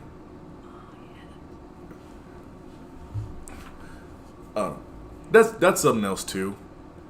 With anything, it's a difference between helping someone and telling somebody what the fuck to do. Like, don't if it was something where like the volume was too high or something like that, and you didn't know how to do it, it'd be like, hey, okay, is this... okay, but her whole thing is that I'm 28, right, and yeah. I look younger than most of the DJs. Mm-hmm. It's because I got my baby faced. Oh, same. Right? You see me a weekly clean shaven because I shaved last week. And a lot of the karaoke hosts, they pick it up as like a night job or something, mm-hmm. because they like to go out to the bar and get drunk. They want a free tab. They want to make money while they're there. Mm-hmm. They think it looks fun, but they aren't necessarily like great at it, yeah. Right? And that's not to say that she's not. I've never been to one of her shows. I'm not saying that. She's actually pretty decent. But like a lot of times, these new DJs, or like I say new DJ, she's definitely newer than me, right? Mm. But no, she's newer than me. I was trying to think. I was like, is she? I don't know. Well, yeah, because she's part of this like most recent last 2 to 3 years wave of DJs. Oh, okay. Because I'm in the fucking group chat because I train people. Mm-hmm. But she's part of this after Tristan wave of new DJs, right? I don't know who Tristan is. That's my son. Oh, my bad. Right? We said, you gotta be... Oh, my bad. Sorry. That's my son. Okay. Yes, I know. I remember. And after Tristan was born, I took a leave of absence. Mm. And so I wasn't training people anymore. So all these new DJs that got trained in that period do not know who I am. Right? Mm. Anyone from before that does. Because I even trained Ryan. Yeah. So... And it's like...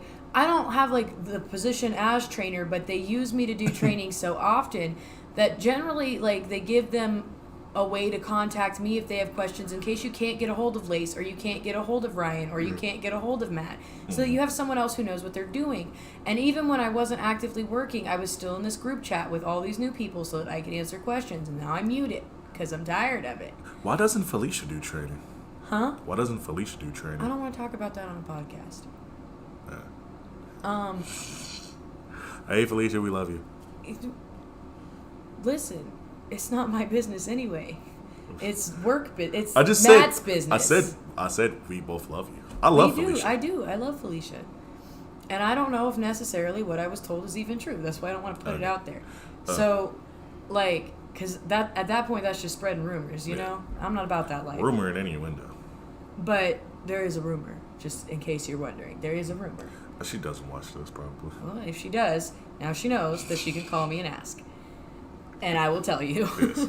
Privately. But I keep it to myself because I don't just put other people's business out there. Or at least I try really hard not to. If it's somebody that we respect, that we don't. If you're a piece of shit person, we will put you on blast so everybody knows. Yeah. Yeah. Because you can come for me. Go ahead. I'm excited. We have no problem verbally unloading the clip on you. Unloading the clip, dropping the grenade, any of that. What was I saying? Oh yeah. So anyway, this girl, she seems nice enough. She seems like a sweetheart, but she started at a point where she didn't know who I was, so she didn't recognize me. So she didn't see me and recognize me. I've worked for the company since I was 21, right? So I have like 7 years under my belt of doing this consistently, since 2015, 14, something like that. I've been doing this, right? And I've trained people. I know how to do teardowns. I know how to do setups. I've worked a couple of different types of events. They put me in almost every bar that we run. I've been in at least a couple of times. I'm good at what I do, and they know that when they put me in there, they're getting something fairly consistent. And so they move me around, right? Because they know that I can cover shifts without overshadowing the person who was there before, because that's something you have to watch for. Yeah. Because if say tonight I go to Quincy's, I think it's Tracy's show, right? Yeah, it's true. And if I go and I do a great job, right, then the bar will be like, oh, we don't want Tracy anymore, we want you instead. And they're real fucking fickle. All the bars are real fucking fickle, because if you have one good show, they're like, oh, we're going to replace this person. And then everything that person built up just goes to waste. They got to start back over somewhere else. That's shitty. It's shitty to do to people. Yeah. So when you're covering a shift, you don't want to go have an amazing show. You want to have a show that's good enough that everyone had a good time. They remember your name, but you didn't do anything too excessive because you're not trying to replace them. Quincy's is weird anyway, because it was Tracy's show, then it was, I think, Ryan's show, then it was Lace's show, or somewhere in between there. Then it went back to Tracy. I was like, what the fuck? So it was Lace's show for a long time, and then they stopped during COVID, and then I think he picked it back up again, and then he decided he wanted to drop Quincy's because he needed a night off of the week. And then I think instead of working at Quincy's like he normally did, he just picked that show back up at the stop, or something like that. And so when he dropped the show, they handed it off, I think, to Ryan for a little bit, but Ryan was needed at the stop because I wasn't even covering shows full time. And also the fact that people weren't, because I was coming there around that time when Lace and Ryan were working there. It was mostly if it was Lace, it'd be me, Lace, and then probably 2 other people. If it was Ryan, it was me, Ryan, and Harley, and maybe 1 or 2 other people, and the shit gets boring. And then it got to the point where they was it's at midnight you can shut everything down, because they weren't really getting business, or just wasn't a lot of people want to do karaoke. It was more people just trying to come and drink and just talk shit than it was to actually wanted to do karaoke, which is annoying. It's if you want to have karaoke, because they have a nice setup, they have a great setup. If it was just people that just wanted to go in the middle, where they got it's the little, I call it the square. Yeah. If it was just people sitting in there, at those tables, that'd be fine enough. It don't even got to be the rest of the bar. It could just be enough, at least, it's probably got to be 20 people, 24 people that can be in that area. Just that. Yeah, well, there's 4 tables, and most of them have 3 seats, except for the ones in the back, which have 6 seats. So you can probably fit about 18 people there. Yeah. That'd be fantastic for a night. If you can get half of that, it's still going to have a decent rotation. The problem is that the way that this works out financially is, for the bar, is that they have to pay between $150 to $300 to rent the equipment, depending on the bar, when it needs to get there, who they're paying for the DJ. It varies according to what they're getting. They already have their own setup. It's just computer. But they're still renting it from us. Ah. Yeah, it's still our shit. So it's just a permanent setup, and I don't even know if that one actually is, because I think it's a temp setup. Not the speakers, but because everything that is set up there right now is part of our temp setups. They're not permanent setups, because the permanent setups are usually attached to walls and stuff. Yeah. And also we still have one of the standing amps, and instead of because most of the ones that are aside from the stop, which always has a standing amp because you can't fit the slide amp on there, and still have room for your keyboard. But like generally speaking, like the equipment that they have is usually temporary. So if they are paying for it,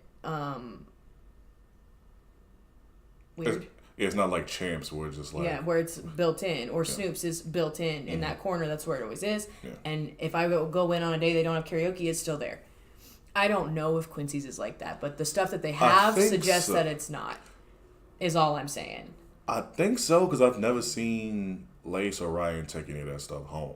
Take it back to the office. Well, usually what happens is that it stays there till the next morning, and they go and they do all the pickups, and then they move it to the new temporary place, and they put it in. So basically, like, Ryan does most of the teardowns and setups, right? I've seen it firsthand. And so what'll happen is like, oh, well, we have Quincy's on Friday night and Saturday night, right? And then on Sunday, we don't have any shows. So they go and they tear them all down on Sunday. Yeah, you might be right on that one. And then, or it'll be like, okay, so on Thursday night, we have... It's like with Waltz, where like Ryan has to go there and get it. And then he'll go pick it up Friday morning and then deliver it where it goes Friday night and then do this all over again. So over the weekend, Ryan drives all over the fucking place. Yeah.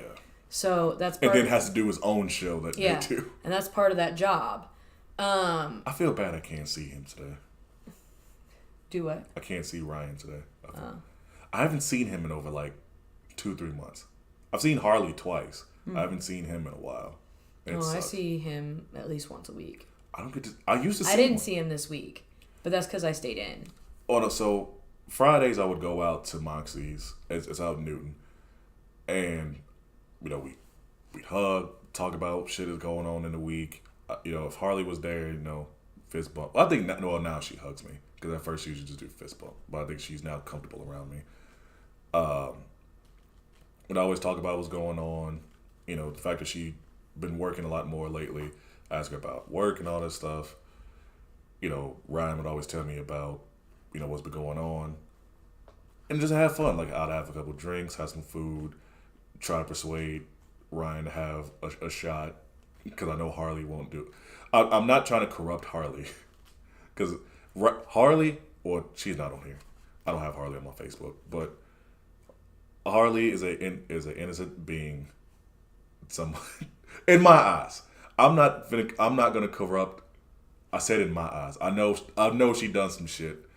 But I'm not finna be like trying to get her fucking drinking and then Ryan's gotta babysit her and stuff like that. I've heard some shit that she's done, and she's told me stuff that she's done. But Harley's badass. Yes, I know she is. I've heard a lot of stories of what Harley done. And Harley will do exactly what Harley wants. Yes, and I respect that. Yeah. But also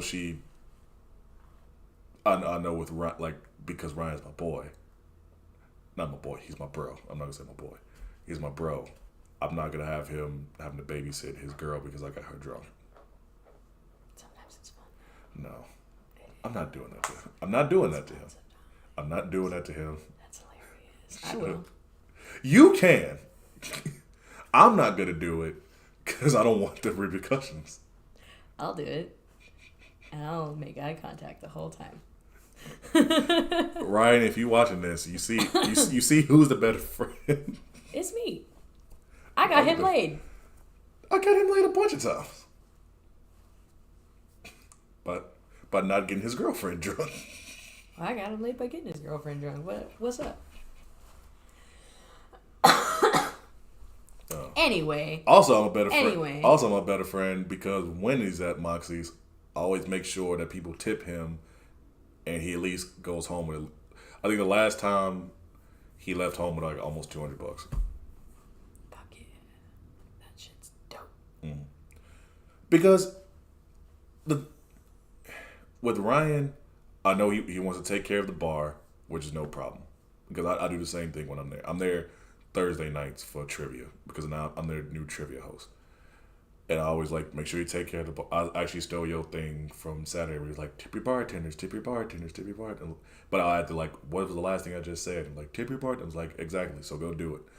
I do that everywhere now. If you only listen to one goddamn thing I said on this microphone all night, go tip your goddamn motherfucking bartenders and tell them they have a cute butt. I'm not going that far. I do. No, because, well, one, Moxie's an all-female crew. And two, I respect all of them. And 3, I don't want Happy to kick my ass. Well, no, Happy won't kick my ass.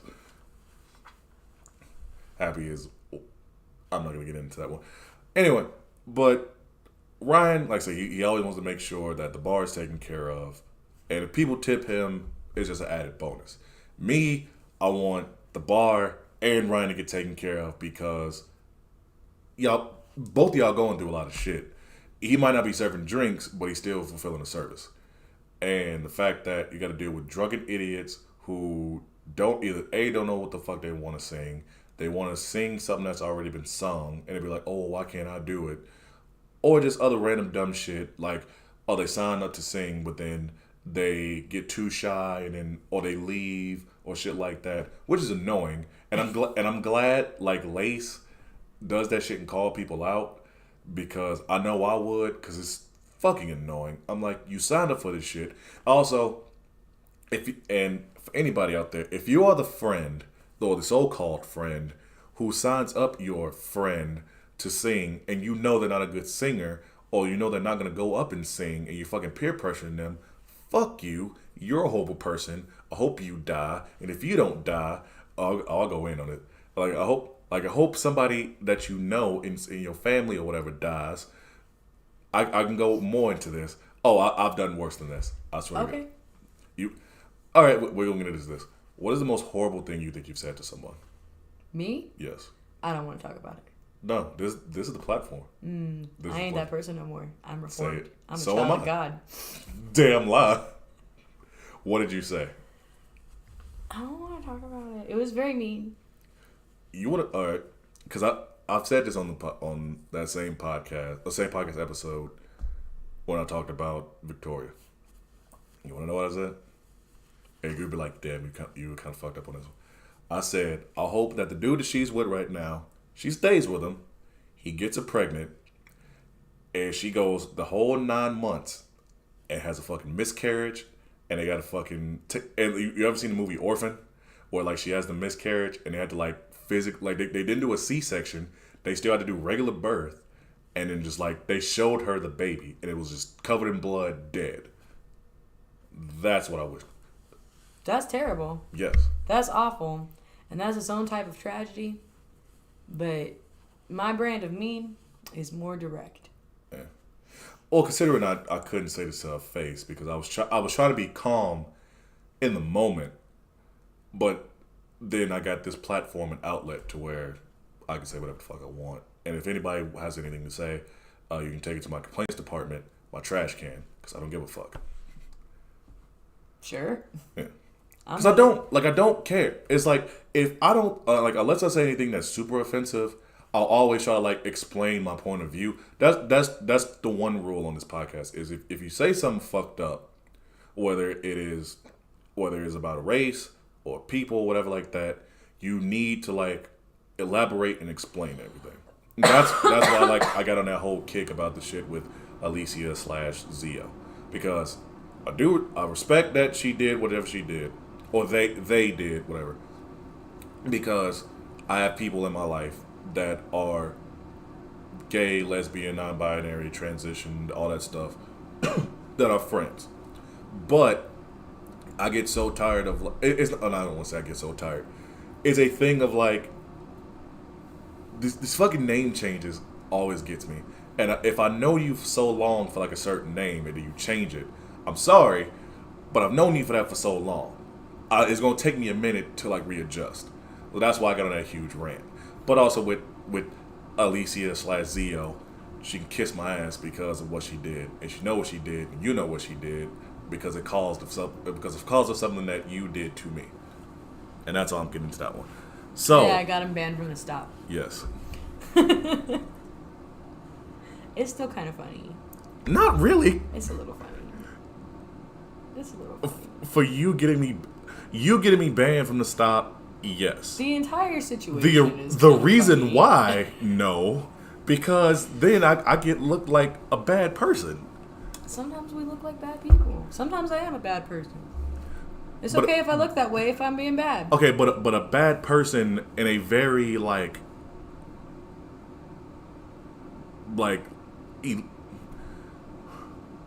a bad person in like a way to where I could be put in jail. Yeah. Yeah. So for y'all that don't know. But you didn't get put in jail. Yeah, because the two bitches were lying. I'm not calling That's you. fine. I'm not calling you that. I said the other two. I did not lie about a damn thing. No. That was different. I know exactly what happened. So I'll get into it over here because I don't care. So she got me banned from the stop because one of your crazy ass friends and They were this your friend too. Not really. At this point in time, they were. Hey, we was messing around, but then she was on some bullshit. So one of her crazy ass friends and the person we were talking about, Alicia Zio. I've been saying both. They tried to claim that I raped them. Or that some shit like that. No, that you kissed them. It was that you kissed them. So, if you're going to tell it right. What I heard was something different. That is not what you heard, because I'm the one who fucking said it. That I kissed it? Yeah, so what happened is that there was one point in time where one of my friends had said something about how, like, you guys had sort of messed around a little bit, right? And then something happened, and she said that you weren't going to choke her, and then you did, and you thought it was a joke, and she didn't take it as a joke, even though it seemed like a joke to me when I was hearing about it. Okay, yeah. And so she got mad at you, and she starts talking all this mad shit, right? But she was much younger and much dumber at this point in time. She still is. Well, she's doing a lot better now. Eh. Anyway, Debate. And then after that, we went to this birthday party. It was Whitney's birthday party, and oh yeah, that I got drunk. And you got drunk, yes, and you I kissed drunk her. and I kissed her, and I apologize. And then after Ambria went back into the party, or called everybody at the party and told everyone that happened, it was uncomfortable, she didn't like it, right? Alicia Zio, who at this time was still Alicia, yeah, but Zio, came out and said that, I believe it was Zio, came out and said that something similar had happened to them. At which point, this is now two people who have said something about you. And then, like, 2 weeks after that, we were at the stop, and this first friend was having a conversation in the car with their ex-boyfriend trying to get some closure. And I got sent out to do recon duty because I'm bar mom. And so I had to go and break up the conversation before it turned into tears and nonsense. And so I walked out there and started doing my thing, and then we turned around, we started having a conversation, and you said we were having a moment, and I didn't think we were having a moment, and then you kissed me, and I was like, what the fuck? All this shit happened when okay, so the shit with Ambria, with Whitney's birthday, I was drunk, stupid, and I kissed her because we had that, not relationship, but we used to mess around and shit. We didn't fuck, but we messed around, shit like that. And yes, I was drunk. I apologized. Same with you. I was drunk, kissed you, apologized, because this was around the time where you kept talking about fucking baby daddy and shit like that. I was mad as hell. Yes. Mad as hell. And I've explained that to you of like why I did that. And that's fine. And then I had to go back in, and I told the bar, I was like, hey, listen, this is the third time that something like this has happened, and I'm concerned that this is going to continue to happen. And Ronnie was like, well, we can't have that. And I was like, right, so what do you want to do about it? And he was like, well, I mean, is it on the cameras? I said, yeah, it's on the cameras. This was in the parking lot. You can look. I'm not fucking lying. And so he went and he looked at the cameras, and that's when you were banned. So I got him banned from the stop, right? Doing my job. Even though Ronnie told me some different shit, and Ronnie, you know what you said, because I still have it on my old phone. He tried to say that I was saying inappropriate things, that I was trying to touch girls' breast and all this shit, and then try to do the whole, like, your mother would be ashamed. And my mom's been dead for, like, almost 10 years. And my mom, yes, she had told me better, and, like, don't do shit like that. But, and I was drunk. I was stupid drunk. Like, legit. No one has ever seen me, like, drunk anytime aside from these 3 fucking occasions. This is the only times ever somebody's seen me drunk. Because I was going in. On Whitney's fucking birthday, I had like fucking 10 drinks, like 10, 12 fucking drinks, was partying and barely ate anything. I was fucking partying hard. The Alicia shit, that is a completely fucking different story. I don't even know when or at what point that happened, because I don't even really remember what This they is said. when I first ever even fucking met Alicia, because this is around the same time I ended up meeting Lace. And even Afshaw will tell you this, like, I don't know what the fuck is going on, but I know you didn't do this. Because me and fucking Alicia, like, messed around one night. And this was consensual. This wasn't like, I did no crazy shit like that, nothing like that. Like, went to go see her at Champs, because I was, like, supporting her, trying to hang out and stuff. We hung out, and I think at the time, it was like her and Afshaw were both living together, because they were roommates. And we were watching something on TV. And again, yeah, I was drunk. I didn't do anything that night, but we woke up that morning and we was messing around and shit. It didn't go all the way. It like messed around for a bit, and then she said something. I started busting up laughing, and then I just couldn't go anymore. Then I went home. We hung out that night. It was we ended up going to some fucking bar. I think it was it the Forge? No, the Forge wasn't open, but it would have been Nikki's. Yes, it was Nikki's. We went over there. That wasn't the first time I met Afshaw. That was the first time I actually like hung out with Afshaw. Then that was the first time I met Lace, because I was asking. I think I asked Afshaw, and I think I asked Alicia. I was like, how do I get, into being a karaoke host? Mm-hmm. And she was like, oh, talk to Lace. He's this and that, blah, blah, blah. And I think around that time, he had, like, shorter hair than he does now. And got to know him. Everything was going cool. Then this fucking couple out of nowhere comes. And they just being hella passive-aggressive against me. Like, the dude was being weird. Then the girls like trying like kissing all over fucking Afshaw, then kissing on fucking Alicia. Then they moved like they're sitting at a booth. So then she moves the fucking table out, and then it starts fucking giving them lap dances and stuff. So I'm just sitting there and shit. And then she's looking at me, like, you need to leave. The fucking girl that's doing this to both of them. She's like, you need to leave. You don't have the parts I'm looking for. I'm just like, whatever. Then I go outside on like the little like smoker patio area, whatever. And this dumb bitch, well, I don't know who the fuck your name is or who the fuck you thought you were, shit like that. She tries to put her foot on the door to try to like lock me out, and I'm just like, are you stupid?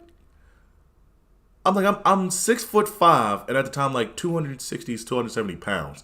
I could run, and it's a fucking glass door.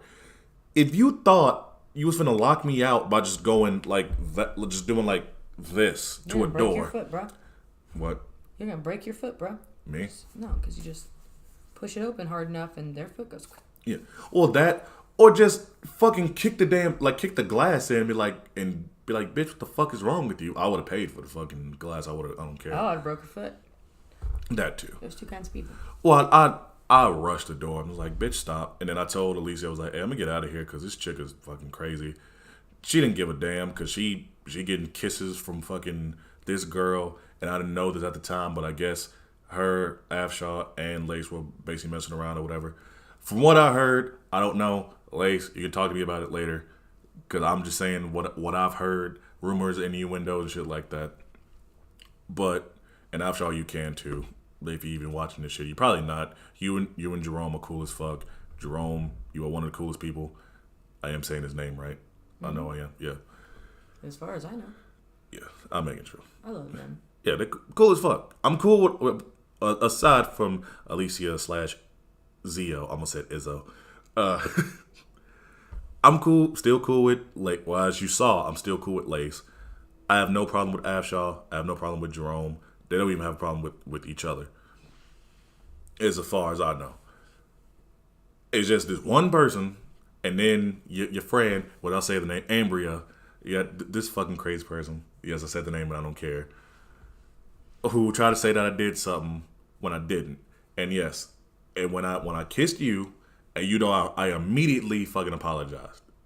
Yeah, because I was like, yo, no. Well, not even, it was just like, I saw the look in your face, and I was like, I'm so sorry, I'm drunk, this and blah, blah, blah. And I even told you, like, when we had this conversation, like, a year or two ago, of, like, what was going on with that. It was like, you were going through a lot of shit with fucking idiot baby daddy, and telling all this stuff, and it was fucked up, and yes, I still shouldn't have fucking kissed you.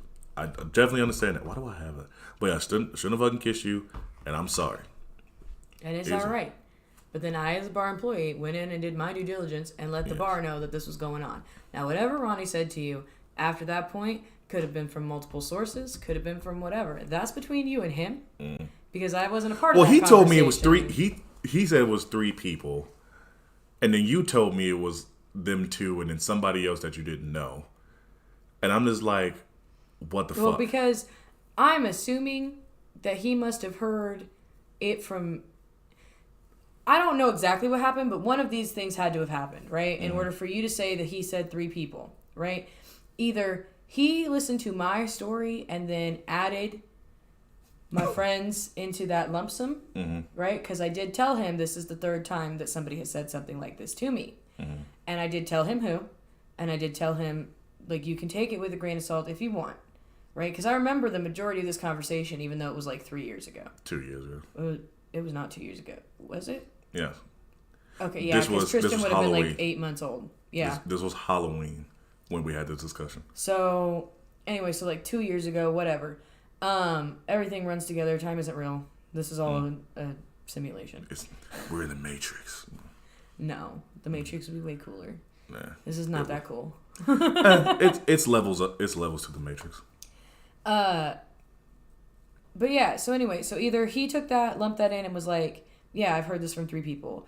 Or I was the 3rd person to say something, right? And if that's the case, then it wasn't the other 2 at all that said something. It was me. They said something to me, and I told Ronnie. But I would have been the 3rd person, and that means that 2 other people said something. And I don't know which of those 2 things is correct, because... Because what he was like, he didn't say like, oh, I was like, I kissed someone when I was drunk, shit like that. Or he was like, I was touching girls' chest. I was saying like dirty shit, but then try to play it off by saying I was just playing and stuff like that. So that probably didn't come from me. So he would have had to have talked to at least one other person that I didn't know he had talked to. Because... Which, I've never touched anybody in that fucking bar.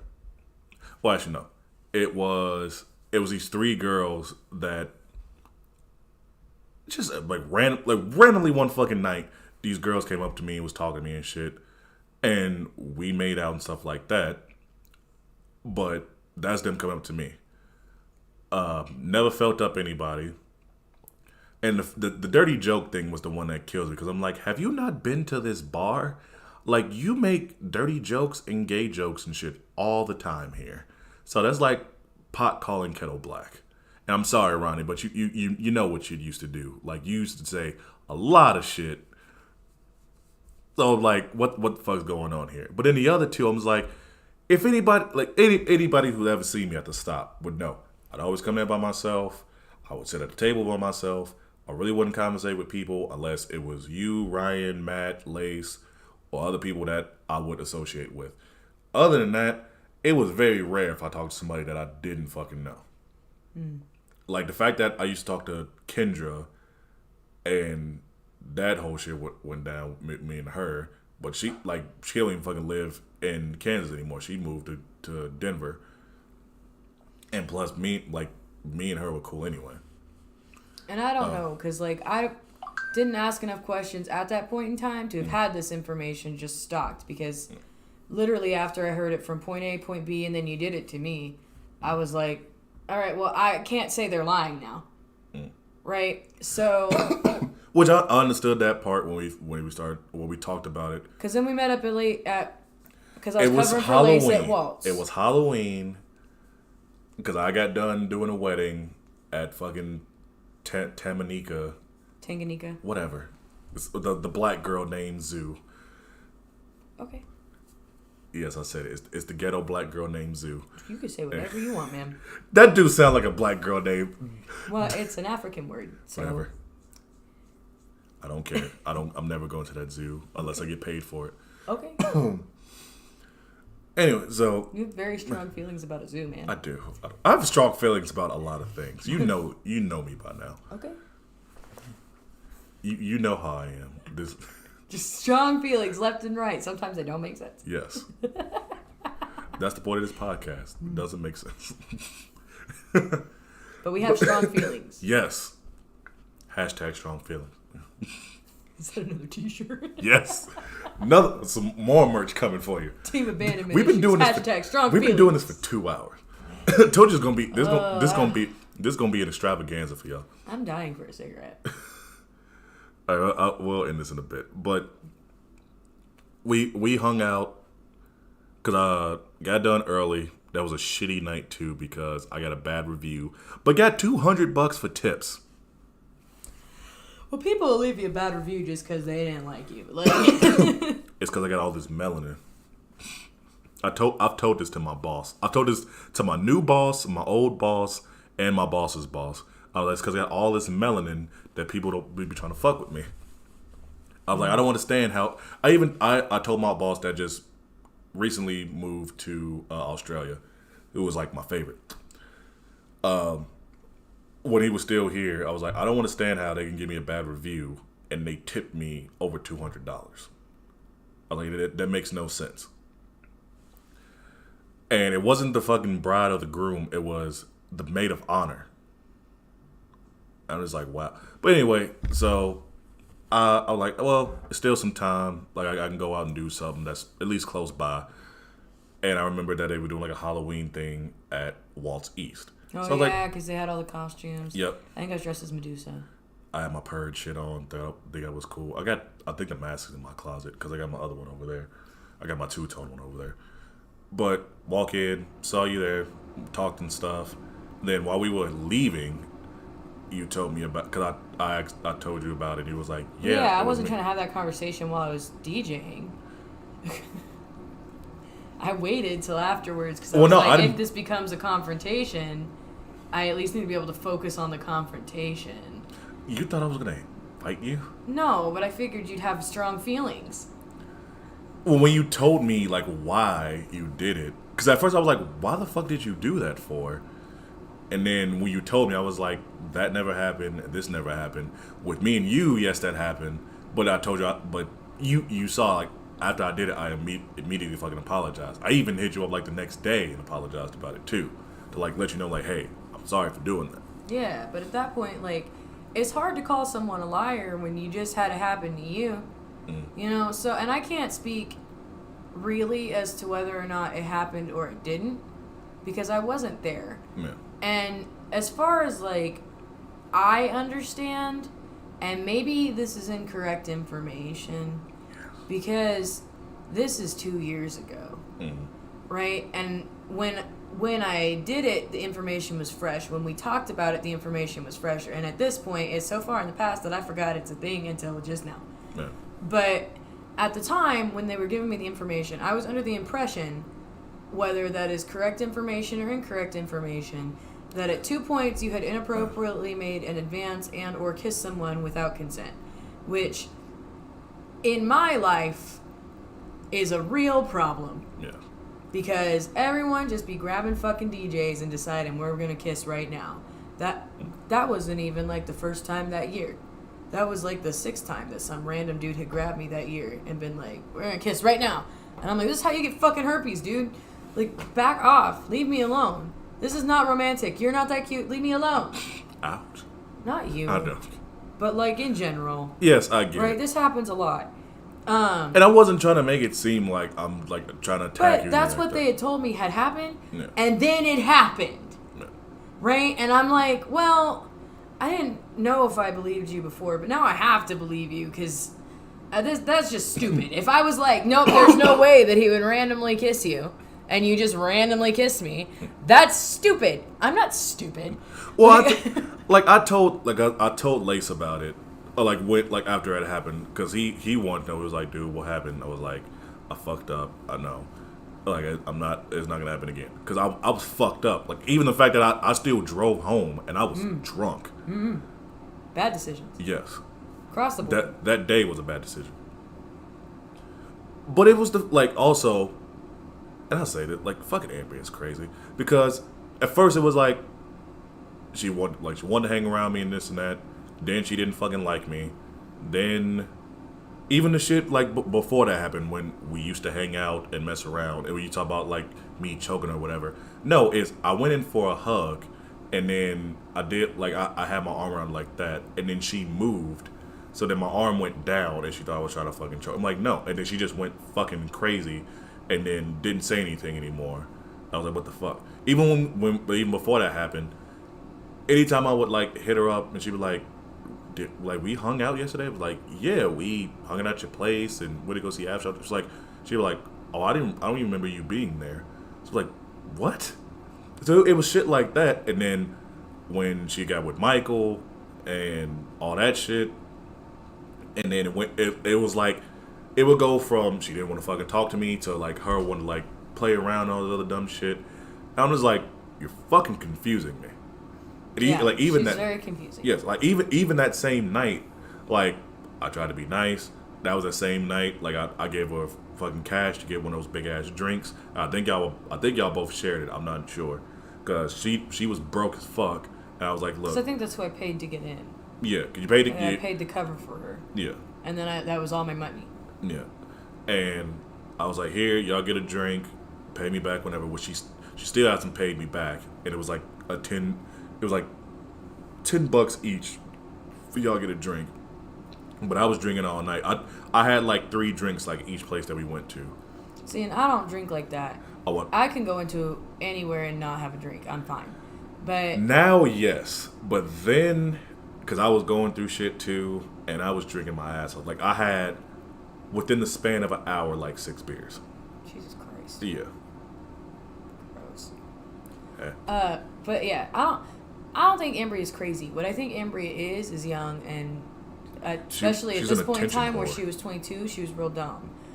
And where it gets confusing, because I remember being 22, right? So do I. And when I was 22, I didn't know which way was up, but I always thought I was right. Right? And then you figure it out, like, later in life, hey, maybe there is still stuff for me to figure out. But also the fact that, That's like, why you shouldn't be fucking around with 22. If you're 22 and you're trying to date, stop. and considering I was trying to date a 22-year-old, but Don't do it. If you're 27 and you're thinking about dating a 22-year-old, I don't care how good the dick is. I don't care how cute the girl is. Stop. Stop right now. Because 22, your brain's not fully developed. You think it is. You think, No, it's I'm not. grown. I'm grown. I can do whatever. I remember being 22 and I didn't know shit. I was 22 and still living with my dad. I have never met somebody who is over the age of 22. I have never met somebody who is 28 years old and is like, yeah, I had everything figured out when I was 22. I did. For damn sure did. I was... You have no idea what the fuck you I was want. in college. You're trying to put all your eggs in one basket. This bitch doesn't even know if she wants to keep the same fucking name. Mm-hmm. She don't know. Not even that. This girl don't even know if she, like, what color underwear she wants to wear. Yeah, that she day. can't decide.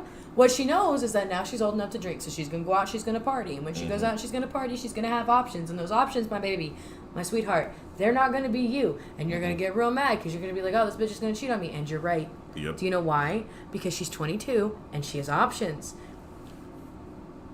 Yeah. I don't care what she looks like either. That doesn't matter. She could be the hottest bitch in the world. She could be real dumpy. It doesn't matter. She has options. Can't confirm on that one. Like, I've told this to somebody yesterday. I was like, it could be the hottest chick. It could be the ugliest chick. If a girl right now either wrote on fucking social media or even yelled out her door, I need dick, there would be a line of guys from her door a mile away. A guy doing that shit, nope, would not happen. And speaking of that, what I was going to say earlier, but you waited now 2 hours to get this information out of me. Whatever. If you're going to slide into someone's DMs, the way to do that is, hi, I think you're really nice. Would you be interested in meeting in a public location for a daytime date? I'll buy you a coffee. No strings attached. I want to get to know you. This is how I'd like to get to know you. Don't shoot her messages about her favorite color. You can find that out at the date. Don't shoot her messages about what size she is. You can find that out at the date. And you don't have to pay for something expensive. It don't have to be extravagant, right? Because every man and their fucking dad bitches about, oh, if I take a girl on a date, it costs me like $100 and then I don't even get pussy afterwards. Well, yeah, that's because you're inviting her to a fucking dinner. Invite her to a coffee. Yeah. Me, I usually do like drinks. No, because then you have to pay the whole bar tab. Invite a bitch to a coffee. Spend $12. Get yourself a coffee. Get her a coffee. Or if you don't like coffee, get a different drink because there's more than just coffee. Get a hot chocolate. Get a dessert. right? You can see what kind of dessert she likes. You can see what kind of a cook she is, whether or not she knows how that dessert was made. You can figure all that out. I mean, most likely they don't. If it's during the daytime, you know what she looks like in her daily life. You know that she got ready and she thought this was acceptable in her daily life. Not when she's going out and she's trying to look hot for the club. You know what she looks like in her daily life. And you get to know her on a personal level because now you both are in like the same footing, in the same setting. You don't have to spend too long because a coffee shop date, you can do that for an hour. But if you're having a real great time, you can go take a walk at the park, right? Like, you don't have to spend money. It's not about the money, right? And if it is about the money, you'll know that right away. You'll know it right up front. For a lot of girls, it is. But don't approach a bitch over Messenger acting like a sleazeball, because that's what you look like. That's what you look like. You look like a sleazeball. When you send a girl a message that says, hey, I just want to get to know you, what she reads is, oh, you're trying to get me to send you nudes. And let's be honest, you are. I mean, I don't. Honestly, the whole thing about nudes to me is just played out. And it probably is because I was doing that shit like at an early age. So it's like sending nudes is just stupid to me. Child pornography. Not child pornography. Shut up. You want to be friends. You chose this. With girls, I was like talking to from like school and stuff that I like we liked each other. Or yes, the girls that I'd meet on fucking like dumb shit and then actually verify that they actually were chicks, because I wasn't like dudes be like, oh, I got catfish, whatever. It was like, nah, made sure it was actual girl for one, and then two, I know that sounds fucked up, but hey, this was before the whole like, oh, I'm transitioning into this, like it became a norm thing. So that's what I'm saying. 22, you don't fucking know. You don't know shit. You don't have any idea. You don't know what you want to be when you grow up. At 22, I was drinking fucking Jose Gold and Squirt soda. The fucking pomegranate pop. That's like a Mexican grocery store margarita right there. Yeah, it wasn't. It was decent, but it wasn't that great. Now I do like tequila and Sprite. I used to do Bacardi and Coke, or like Bacardi and RC and shit like that if I was like hella broke. But I was going out drinking, like having 3 64-ounce tequila and Squirt or shit like that, trying to get a buzz before I actually went to the club or bar. At 22, I threatened to light a man on fire. Yeah. At 22, I was with a girl who was 27 with a 13-year-old. Yeah, stop doing that. Yeah. Stop doing that. And you stop doing that. And it was way too easy, too. Oh, my God. Stop doing that. Stop targeting young kids because they remind you of your youth. Date someone age appropriate. The only reason a 22-year-old wants to date you is because you're too much of a loser for another 28-year-old to want to date you. Grow up. That's the real shit. I don't, me, it's like, it was always girls I dated. Like, I dated fucking like 40-year-olds when I was like 19 and 20. Gross. Yeah, I know. What the fuck? Yeah, I know. My guy. Yes. Am I proud of it? No. Listen. Am I proud of it? No. Just like with the 27-year-old when I was 22, when she had a fucking like 12, 13-year-old. I was proud because I was like, I went out of my comfort zone and talked to somebody that was fucking mega hot, that was like out of my league. But getting to know her, then seeing how fucking crazy she was, and then I knew I fucked up because we were together like maybe a month, if that. And I heard from her like that Christmas when I was still in college. It was like college out, went back to my dad's place, and the day of Christmas, she hits me up saying she wants to see me and shit. I drove 2 hours back to fucking Hayes, then another 40 minutes to go pick her ass up from Stockton and back. Got pulled over by a cop because of this bitch. Had to go through all this shit while she's talking shit to the cop.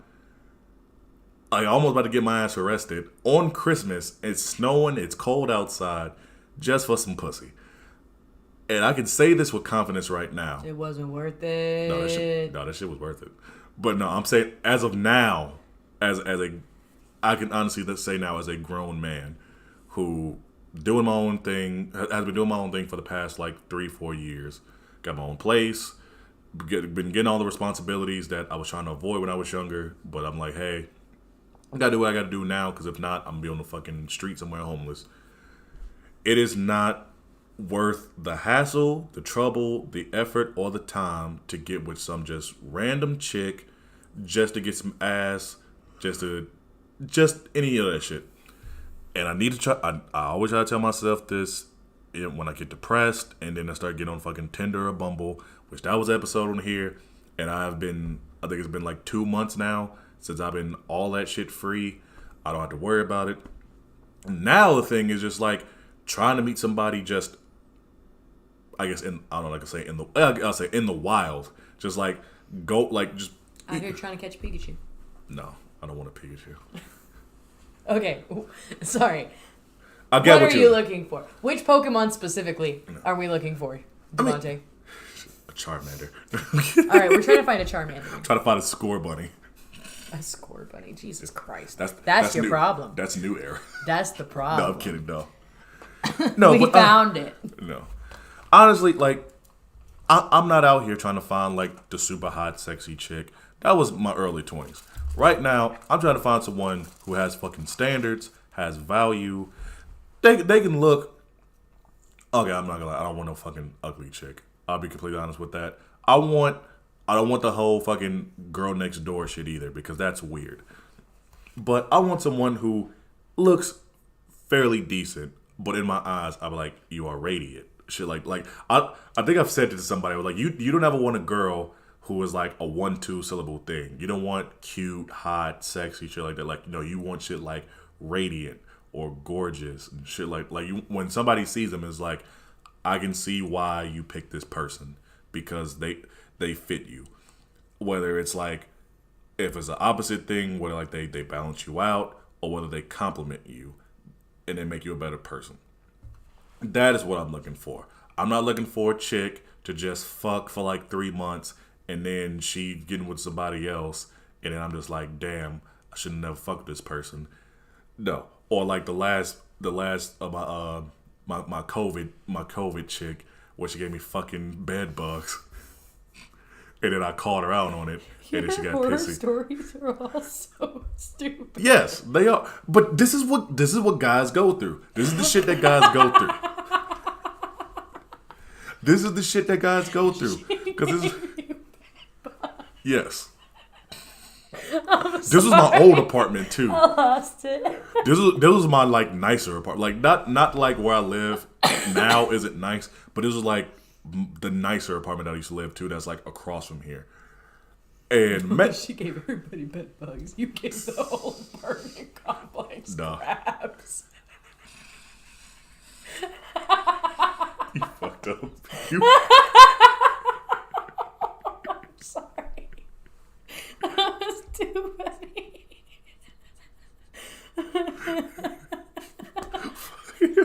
Where do you find them?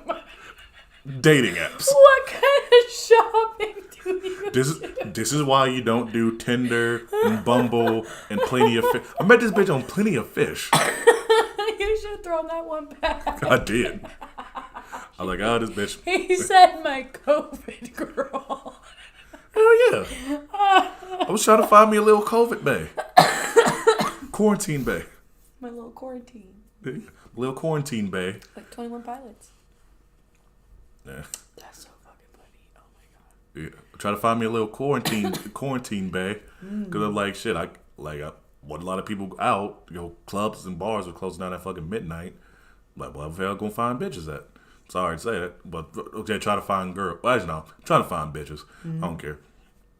And fucking dating apps, Plenty of Fish and all that shit. Find her. You know, it was good while it lasted. The next you know, one side of my fucking bed got bed bugs and shit.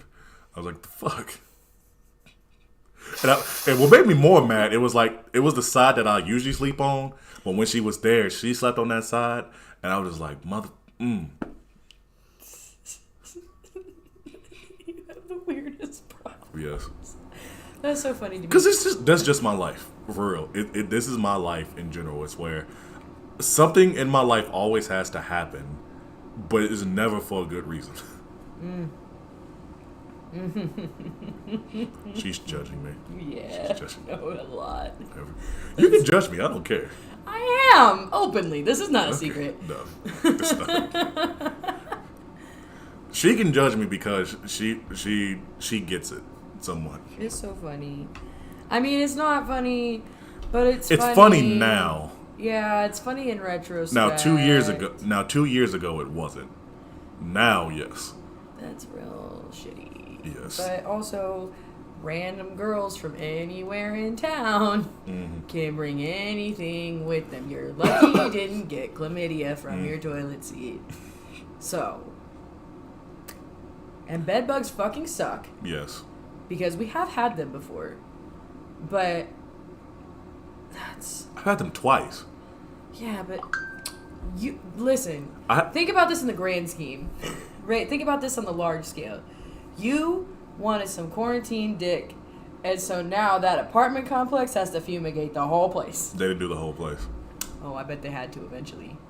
I bet they had to eventually, because those motherfuckers spread, and they spread through the carpets and shit. Oh, they're hard to get rid of, and that's a whole apartment complex. Trust me, they had to get somebody to come out there. I had to take all the clothes out of my closet and all this other dumb shit. I was mad. Like, the fact that I didn't get charged for it, because that shit's like $400, I was like, man, this is why I hit ass up.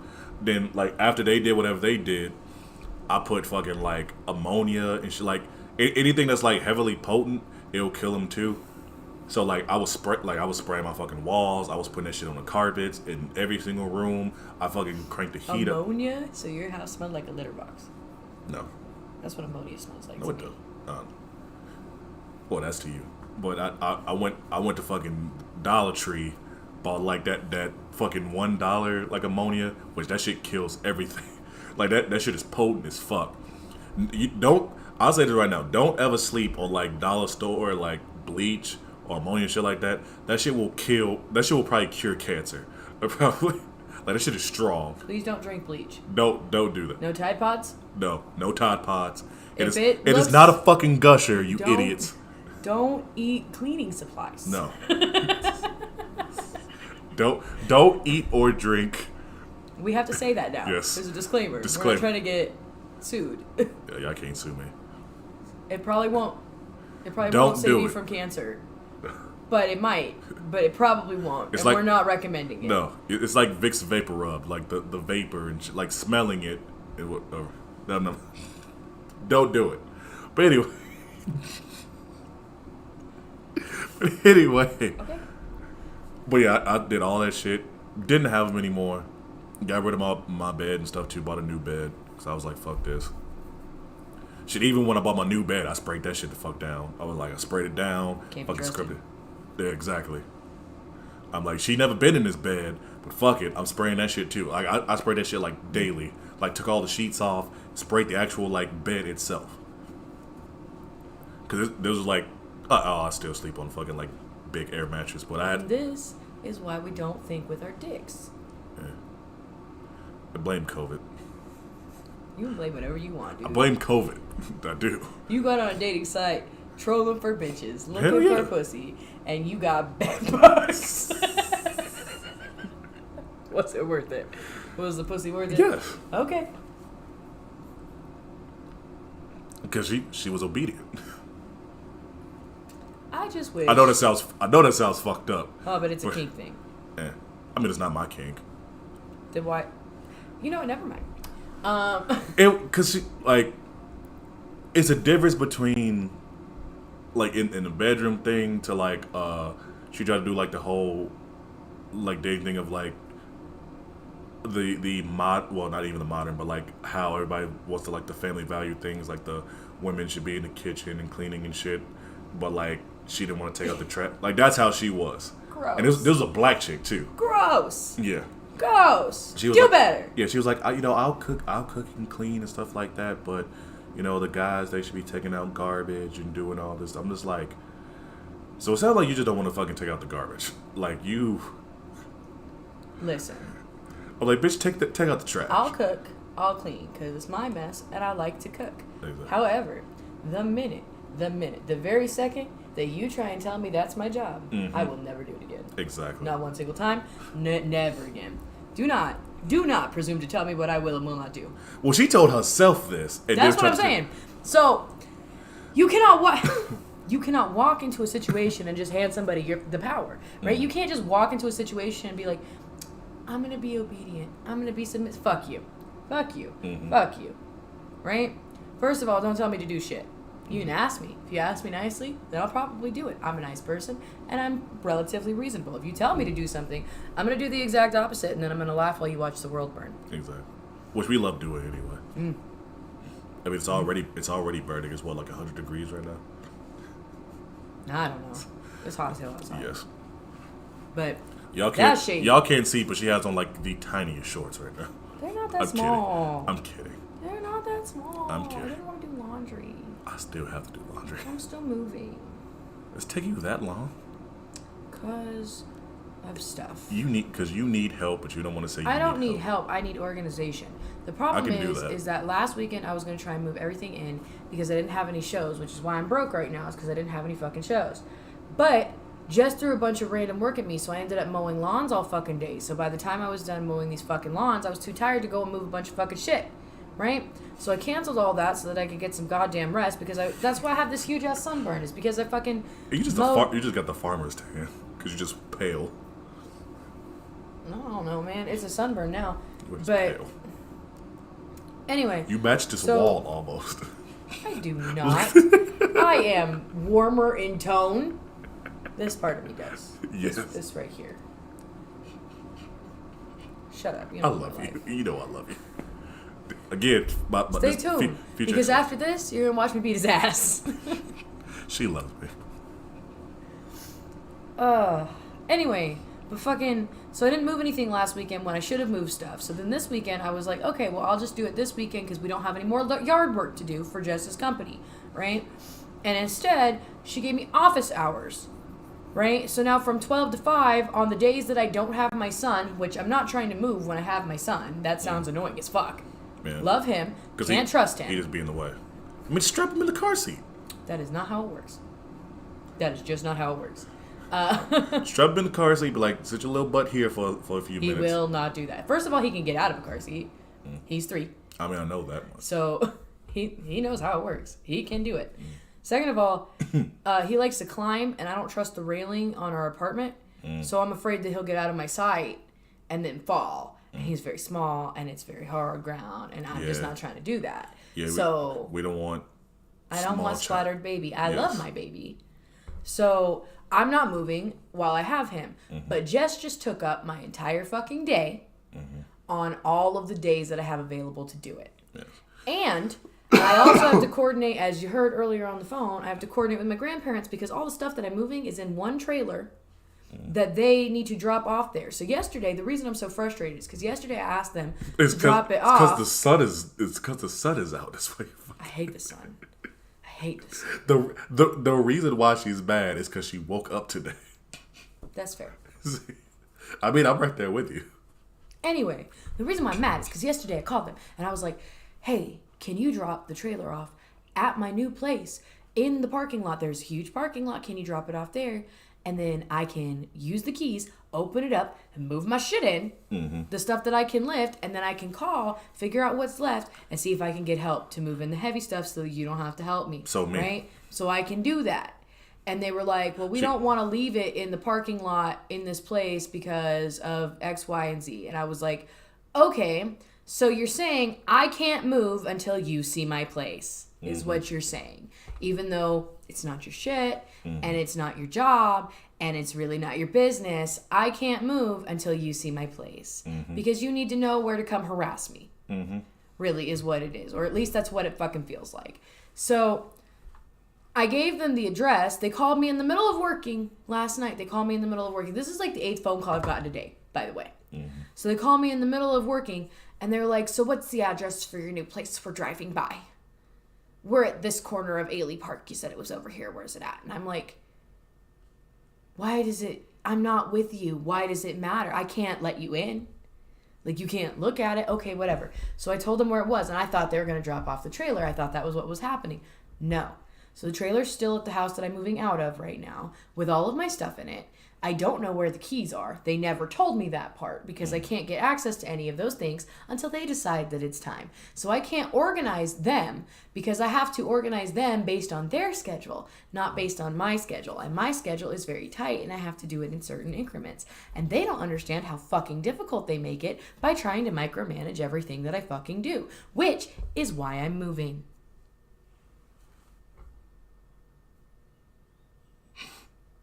And added on top of that, as you heard previously, 2 of the major pieces of furniture that I need to be able to set up my house, the couch, which is a 7-foot beanbag chair, and but just go get a couch. I don't want a couch. I have a 3-year-old. I want something he can climb on without breaking it. A couch? No. How is he going to break a couch? You've never met my 3-year-old. You know, I actually haven't. I actually have not. And if you did, you'd understand. So, I don't let anybody around my 3-year-old. He's probably like 50 pounds. How is he going to break a couch? He's strong as hell. He climbs on everything.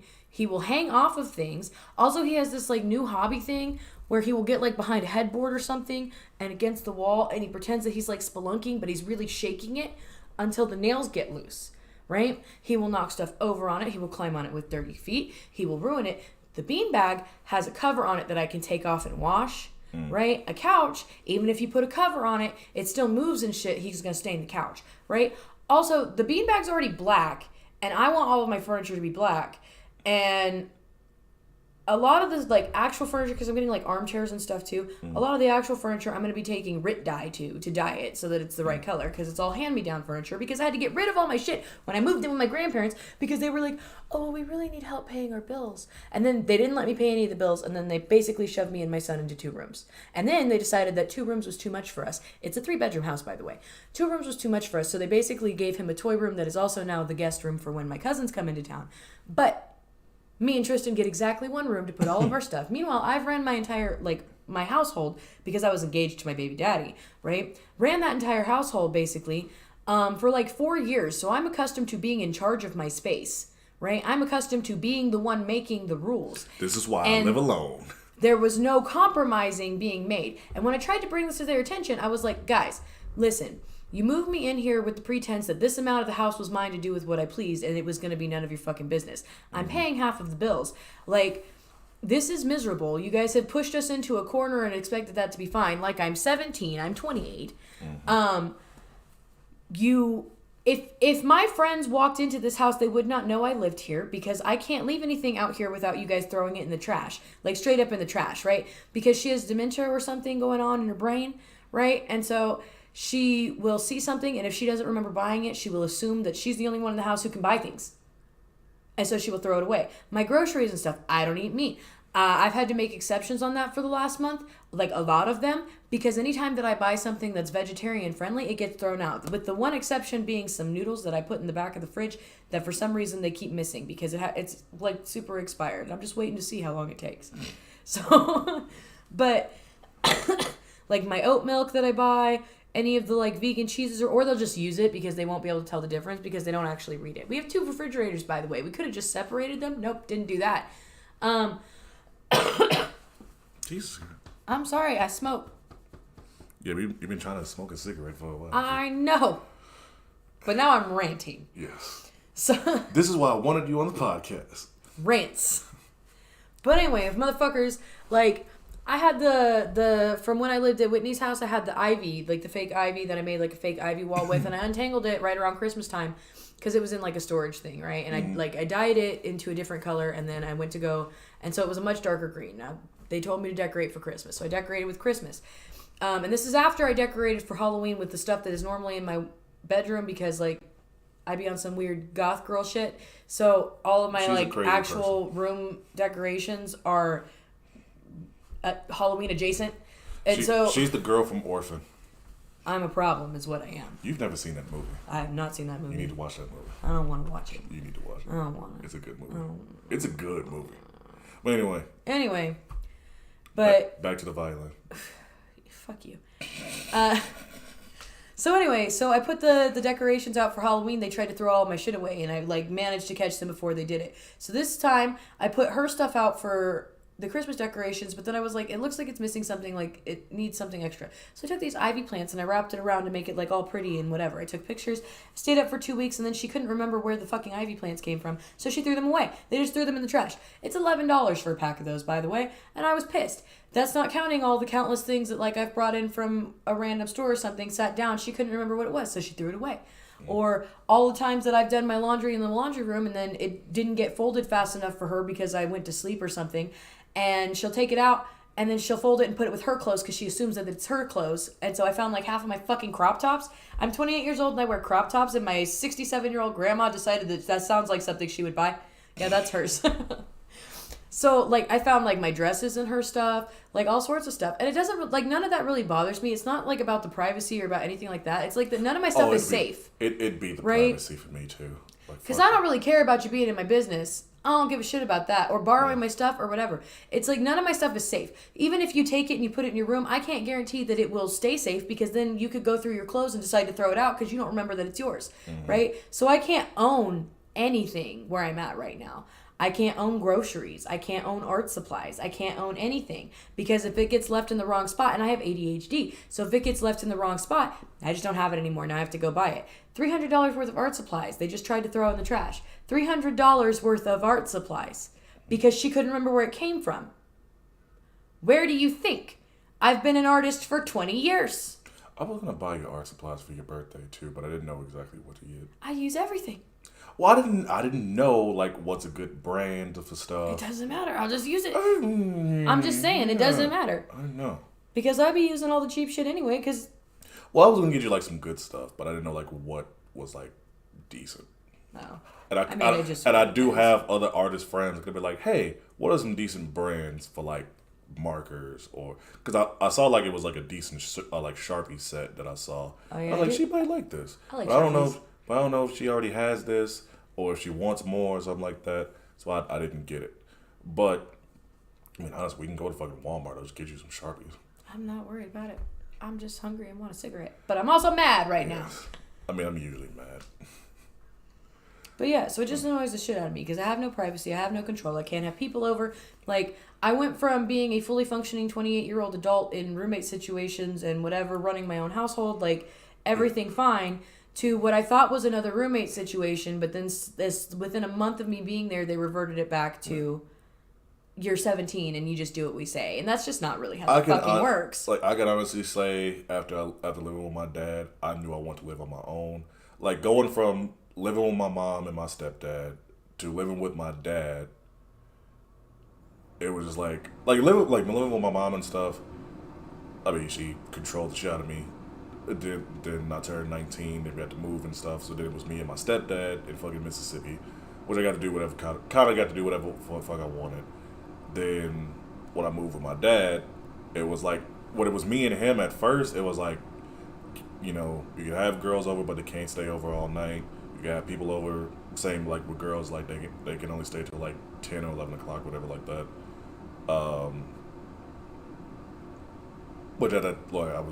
But when I turned 21, started drinking, he didn't care about that to a certain point. Then when he got with his girlfriend, then it like completely fucking changed. Ooh, I've talked about that too. I'm not gonna say shit about that right now, because I've said it on here before, and I know it makes me look like a bad person, but I don't care. When he got with his girlfriend, and then also my friend who now lives in Topeka, stayed with us for a bit because he wanted to get out of Chicago too. I was like, hey, come live with us, and my dad was fine with it. Yeah, it started getting to the point where he started treating me like a fucking teenager, and I'm just like, dude, like I was getting my food fucking like eaten, or just couldn't even buy fucking groceries because his girlfriend would buy like all of this shit and just completely just overstock the fucking fridge, but she would barely eat any of it. Also, she couldn't cook, so I'm just like, why are you buying all this stuff and you don't know how to cook? My dad knows how to cook, but she didn't. I was like, man, that's kind of sad that you're a woman who don't know how to fucking cook, but my dad knows how to fucking cook better than you do, and your version of cooking is using a fucking Foreman grill. Well, I don't believe in your gender roles. I'm just saying. And you can suck my dick. I'm just saying in general. Like, I know how to cook and I'm a guy. That's fine. I know how to cook and I'm a woman, but those two things do not go together. But when your version of cooking is putting something on a fucking Foreman grill, it's not cooking. Anything that you cook to put food in your belly is cooking. Whatever. However, she's not a good cook. Yeah, She's whatever. not a good cook. Yes, She is not a she's not a good skilled cook. cook. She is not an informed cook. She does not enjoy cooking. That has nothing to do Whatever. with her being a woman. You're just mad at her. Yeah, that too. She's dead now, so I don't care. That's fine. That's what I was trying not to say on here. But like, you're dead. I don't care. You're out of my life for good. Dad, if you're watching this, sorry. I laughed when you told me she died, and you know about it. He's not gonna watch this unless I send it to him. And I did. Like, he told me, he was like, "Hey, D. Dot." I was like, "Who is D?" He was like, "The one who used to live with us." I was like, "Oh shit." He was like, "Why are you laughing?" I'm like, "Sorry." My bad. No, and then I told my friend about it. He did the same thing I did. I was like, "See, I don't feel bad anymore." Just fuck this bitch. Fuck him. How the fuck you gonna be a teacher? You gonna be a special ed teacher and you retarded your damn self. And yes, I know what I said, and I'm sorry, but she deserves it. Yes, I said the R word. Ooh. I can just see like your respect for me is just like going down every time I keep saying something. Not particularly. Yeah. I don't really care, but I'm just making sure that we are on the same page, that we do not think the same way. Yes, we don't. I mean, I don't say it. I say it to this person in a negative way, but I would never say it about a person. I've explained that shit on a certain episode too.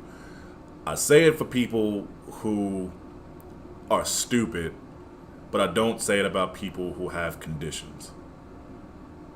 And I know it's still wrong to say it for people who I think are stupid or shit like that. And I try not to, but when you act that way, sometimes it comes out. Well, Yes. So yes, I do know it's wrong, and I would never say it to a person that actually has like medical or mental conditions. well, I'm out myself here. I don't really care if you use the word retarded. I don't really give a shit. I grew up in the 90s, Same. and that's what people fucking said. So at this Exactly. point, I'm not sensitive to that. Yeah. I just hate your sexist bullshit. And It I'm wasn't particularly sensitive right wasn't- now I wasn't trying because to be. I'm mad at my baby daddy. Yeah, I know. And I I'm wasn't mad at trying- my son. I wasn't trying to make it a sexual thing. I'm mad because Awesome. this week, my son Yes. looked me dead in the face. Dead in the face. Is My this the- 3-year-old looked at me. Is this the green nuggets thing? No. Okay. This is new to this week. Okay, let's get it. No, he looks me dead in my face. And he tells me that he wants to go to his dad's new girlfriend's house because she has a little brother for him, which is actually an older brother, but Tristan doesn't understand that. She has a little brother for him. And so he wants to go there because that's where he has a brother. And I'm Fuck. fucking pissed. And let me tell you why. Because, one, I don't just bring men around my son. You are my friend and you've never met my son. No. I don't just bring people around my kid. No. Out of the Which friends is a that good I thing. have, Which is like a- 4 of them have met my son. Yeah. Everyone knows I have one. Yeah. Nobody's seen him. You know why? Because he's 3. He is not a part of my adult friendships. And I'm not bringing adults in and out of his fucking life. No. Right? The Which is- exception to this... Wait, sorry, segment out this. That is a good fucking thing to have. It's like, yes, I have my own friends, but I don't have everybody around them. Just like people, like if you were dating somebody right now, and this for anybody, don't just bring anybody around your fucking kids. You don't know what they're... You don't know them. Exactly. You don't bring just everybody and anybody around your fucking kids. I'd be the same person. I'm like, you ain't gonna see my kid. If I had a kid right now, if I was dating and shit, you wouldn't see my kid unless it was like serious, like really, really serious, or like an emergency fucking happened. Then I had to go see him. But see them. Sorry, not him, them. It could be girl, boy, whatever. I'm not doing the whole fucking. Well, you don't know what We they got are. hung up on this because... I don't know why. But you got hung up, as you were saying. But you should never have to bring all these people around your fucking kids just because you got friends and stuff. Who cares? like she said, we've known each other for 3 years. I've only seen pictures of her kid. I think your kid is your fucking screensaver. Yeah, right? it is. Yeah. But I need to stop saying your kid, your son. Tristan. Well, I always forget it's Tristan. Sometimes I just say T. Yeah, but that's what we call him, is T. Yeah. But am I in a rush to try to see her son? No. When the time comes and like she brings him around, I know how to act around a kid because I'm just that person. I try not to curse in front of kids. I make that a big thing not to curse around kids. Sometimes it slips. It happened to me Wednesday because one of my coworkers brought their kids and we were all like cursing, but we stopped ourselves.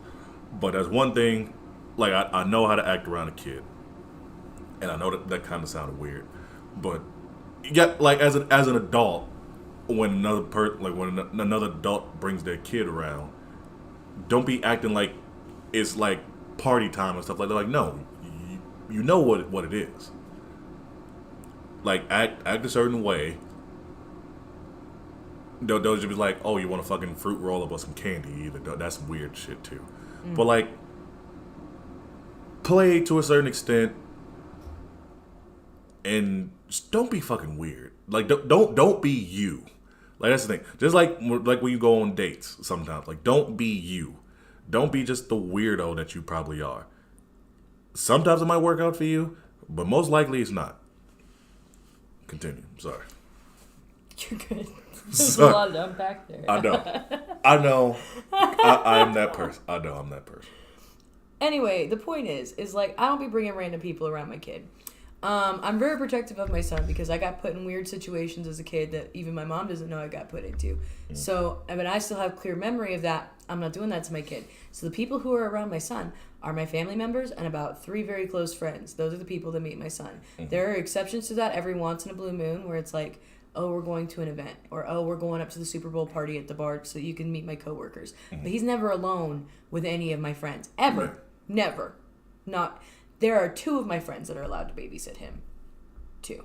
Mm-hmm. It could be 4, but I've never asked the other 2 to babysit. Yeah. So, which that is completely fine. But here's where my problem is with Tanner. Is Tanner brings him around every. Well, no, it's that Tanner started talking to this girl. First of all, when me and my baby daddy broke up, right? It was this whole big hoopla, this whole bunch of nonsense, because he sort of just woke up one day and just decided he wasn't about this life anymore. He woke up and chose violence. And I was like, you couldn't have told me this 3 years ago? Right? He was like, I have not been all in this entire relationship. And I was like, cool. You could have maybe mentioned that when I was in labor. I think this is when the incident happened between me and you. Is around this time where yes. I'm like salty and drinking. Because I felt bad and I was just like, that's why that happened.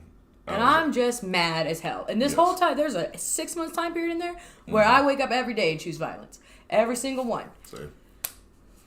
I'm just fucking shit up left and right. And I'm fucking shit up for him left and right because I'm having a great time doing it because I'm pissed as hell.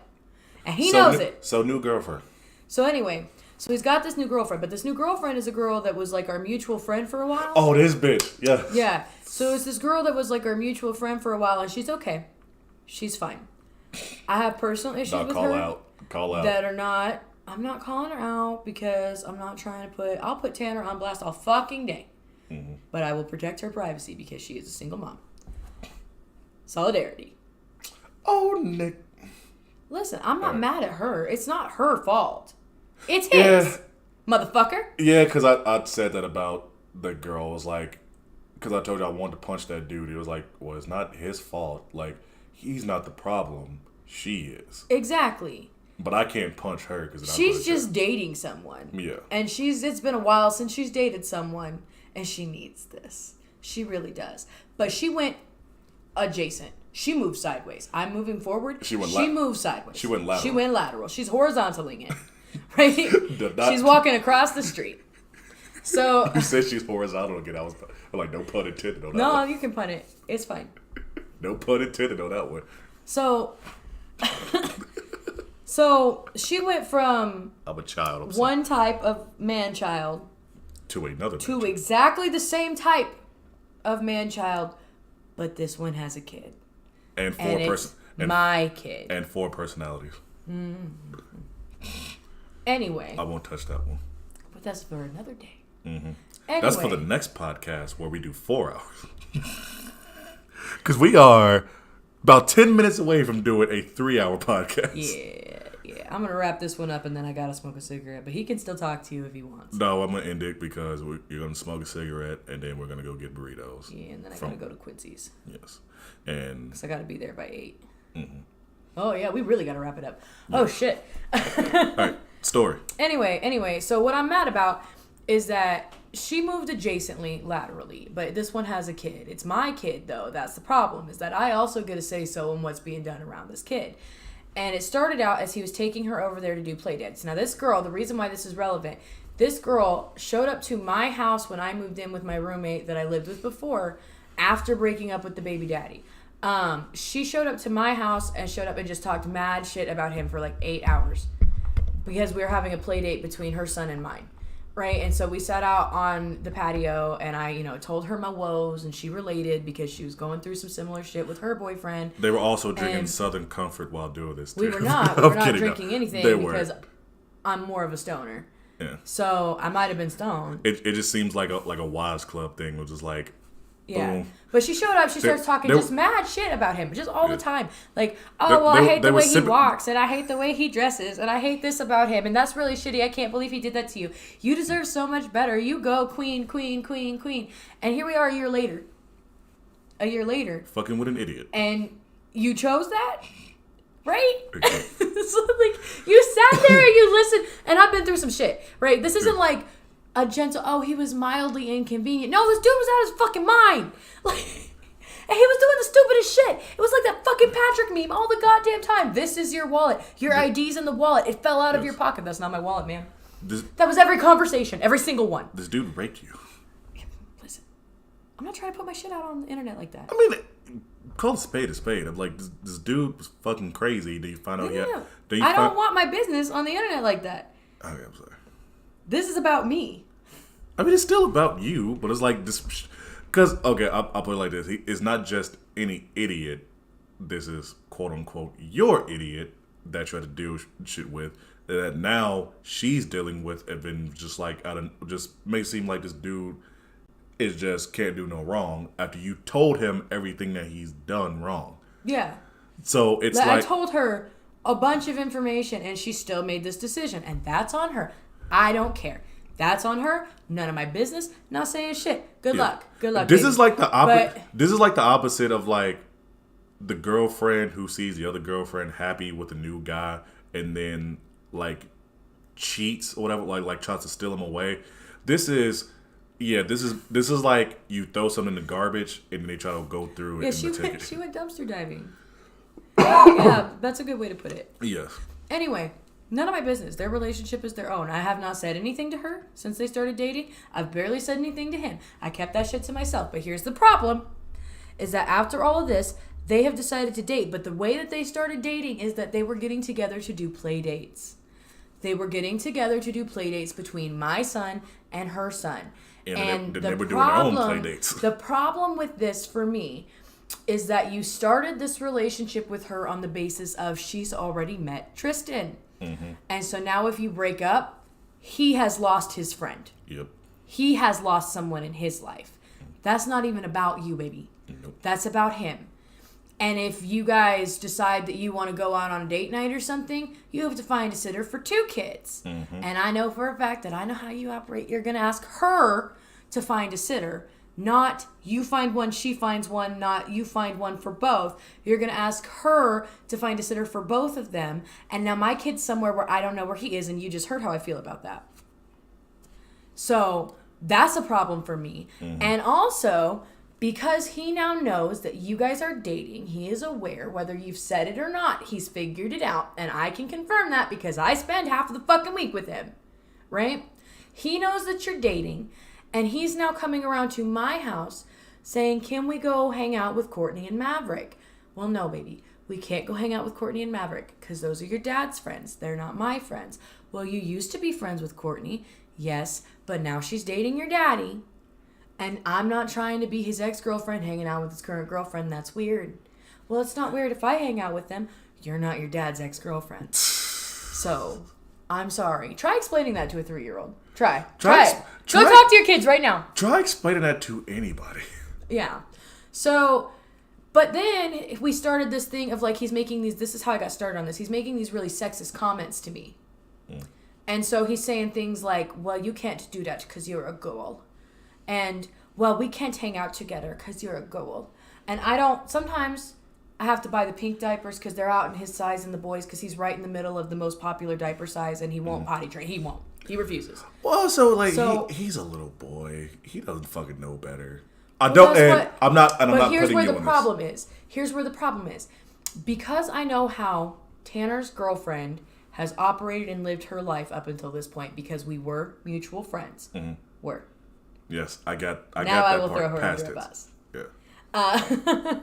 But you even said the name. I didn't say her name. Yeah, you did. What was her name? Mm-hmm. What was it? Courtney. Oh, I did. Yes. Oh, my bad. Yeah. Oops. I don't even know this person. This is somebody you know. My bad. I tried. You said I gave it my best effort. You said her name and a son name too. Ooh, did I? Yes. Shit, my bad. Spicy. My bad. Ooh. Oh, this is what happens on this podcast. We get real. I tried. Boom. The effort was made. You saw it. No. There was no effort made. Anyway. She came in spicy. Extra picante. Because I know how she is organized her life thus far, I have some concept of an idea, right? Mm.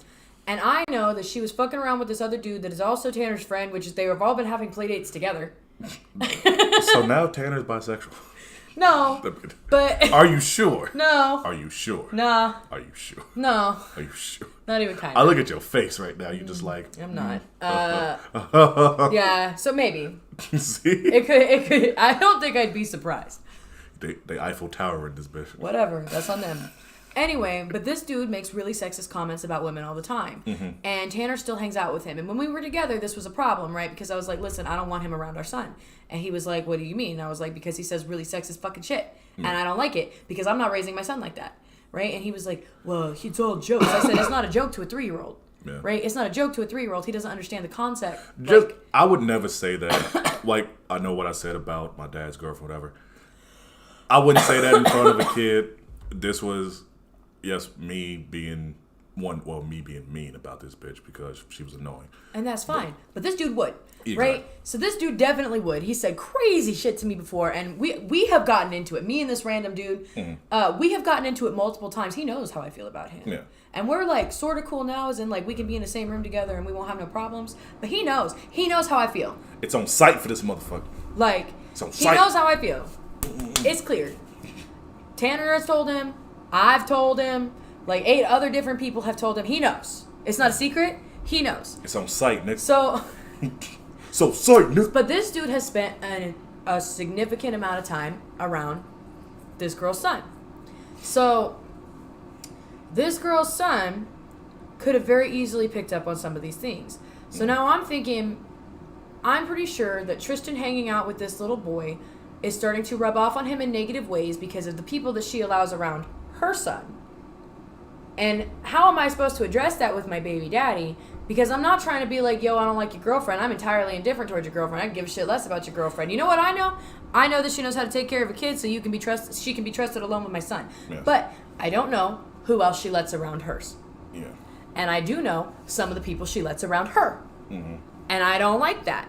And you know I don't like that. So it's just be a thing like, hey, look, I'll get you with her, but I can't control who she hangs out with. But if this dude is around my kid, he doesn't need to be around him. Shit like that. Right, and it's not even him being around Tristan. It's him being around her son, because then her son is saying shit to Tristan, mm-hmm. Like, oh, you're wearing a pink diaper. Those are for girls. And like I said, sometimes those are the only ones you can buy. And Tristan won't potty train. He refuses. He knows how. He has the concept down. He will not do it. But also at the same time, that is like dumb kid shit like we used to do when we were It younger is, too. but it's dumb kid shit that I don't want my son exposed to. I don't let my son hang out with kids who are saying shit like that. I don't let my son hang out with random white kids who say racist shit. I don't let my son hang out with random dudes who say sexist shit. I don't let my son do those things because this is the age where it sets in. It's not when they're 8. It's when they're 3. Because by the time they're 8, it's normal for them now. This is how they think the world works. My son needs to know that it's not and that he needs to behave better. And I've been trying to explain to my 3-year-old that girls are cool. Girls are fine. There's nothing wrong with being a girl. If you like pink, that's okay. If you want to get the girl dog from fucking Paw Patrol, get the girl dog. It looks like our dog. Like, who's a girl? I don't know. And I'm so pissed about this. This is things that yeah, there's definitely some things I gotta. It's good to know this stuff for whenever I do have when the stars align and God comes down and graces me with a woman. You trying to have Jesus? No. Immaculate conception in your dick, bro. No. That's what that sounded like to I said, me. and graces me with a woman. Right, you tacked that on at the end, but everything up until that point, I was like, wait. I said when the stars Because I thought you were going to say child. No. My bad. No, graces me with a woman to have a child with. I mean, I'm not going to do the whole fucking, like, oh, that's gay or that's for girls shit. Certain stuff, yes, because I know, which I know I shouldn't, but it's just the dumb male complex thing. And Right, which is what we're trying to get rid of yes. here. That's what we're And trying I to know, fight. and it's going to be a lot of things to try to fight. Be like, no, you can have this, you can do that. Like, Barbies and stuff, no. But, like, if like you said, when it comes down to it, gotta buy the pink fucking diaper, gotta get the fucking diapers. You know, it's whatever. I'll be like, look, it's only, like, it's certain Here's the thing. from a female perspective, I can see where you're coming from because you don't want him being taught, oh, well, this is gay, this is for girls, this and that, blah, blah, blah. I definitely understand that, and I get that even from my point of view, too, because it shouldn't be that. You know, when we were growing up, it was a whole thing. Well, like, it was very different because we didn't have that much technology and shit. But it was like, you know, girls had cooties, shit like that. It's not blah blah blah. That has now evolved into very other things. And yes, what you are doing is very correct.